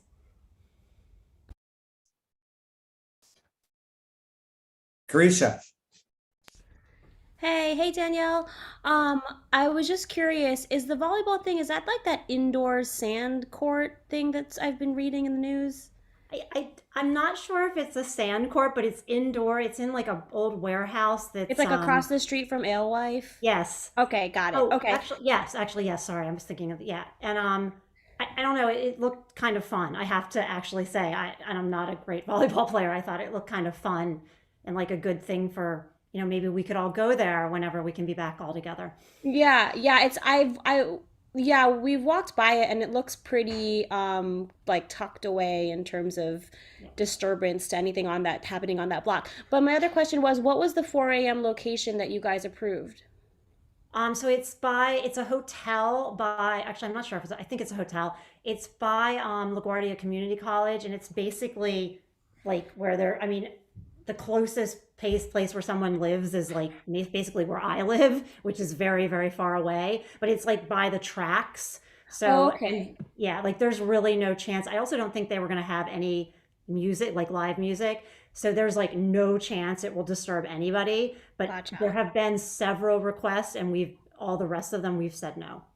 Oh, okay. I think cool. that was Skillman Avenue, right? Past LaGuardia. Yeah, like the very desolate, part. Got it. Okay. Thank you so much. Thanks, Carisha. Mary, did you have a question, or was that from leftover from before? Must have been leftover. My hand's been down. Oh, okay. Yeah, Thanks. my hand down already. Okay. And last but not least is our task force for bylaws, and that will be our chair. Where is she? Did she go? Sheila. Oh, there you are. You moved. Sheila. Hello. We made a lot of progress over the holiday. Alan, the sorry, I'm a little tired, so I apologize. I'm a little foggy. Alan Swisher, the Borough President's Council, did a lot of back and forth with me and Maury to get things ready. We are very excited that the bylaws revisions task force names are up on the community board website. And I will just tell you who they are, just to remind you. So Lisa is co-chairing with me, and we have Lauren Springer, Nick Berkowitz, Sally Frank, Kat Bloomfield, Noberto Soldano, Maury, myself, and Danielle Brecker. I think that's everybody. And the 3 meetings that we have scheduled, because they will be open to the public, and they will be on the calendar by next week so that people can click on there with the link, will be February 28th, March 14th, and March 28th. They will be, they will not be the events or the meetings for the public to come and comment, because they're 1-hour meetings. We're just going to be focusing on a section at a time, but all the deliberation is open for the public to view. And then we will be encouraging strongly people to come to the full board meeting, offer their input. And then there eventually will be, the revisions will go to the executive committee. There will be their input, and it'll come back, and then we'll have a public hearing where the public and the board, we get to deliberate it, and then hopefully will be voted on and done before the close of into the summer. So just really excited to share that and look forward to seeing folks and hearing from everybody their ideas. Thank you so much, Sheila. So the next community board meeting will be Thursday, March the 3rd. And again, it will be virtual. Keep an eye out, and don't forget to spread the word, sign up for our email newsletter. The link is on the website on the far right, and subscribe to YouTube. And other than that, have a wonderful Lunar New Year if you celebrate, and honor Black History Month. And do we have a motion? Motion to adjourn. Seconded. Second. Anyone against? Kenny's against? All right. The motion carries. The meeting is adjourned. See you all next month. Be well, stay safe.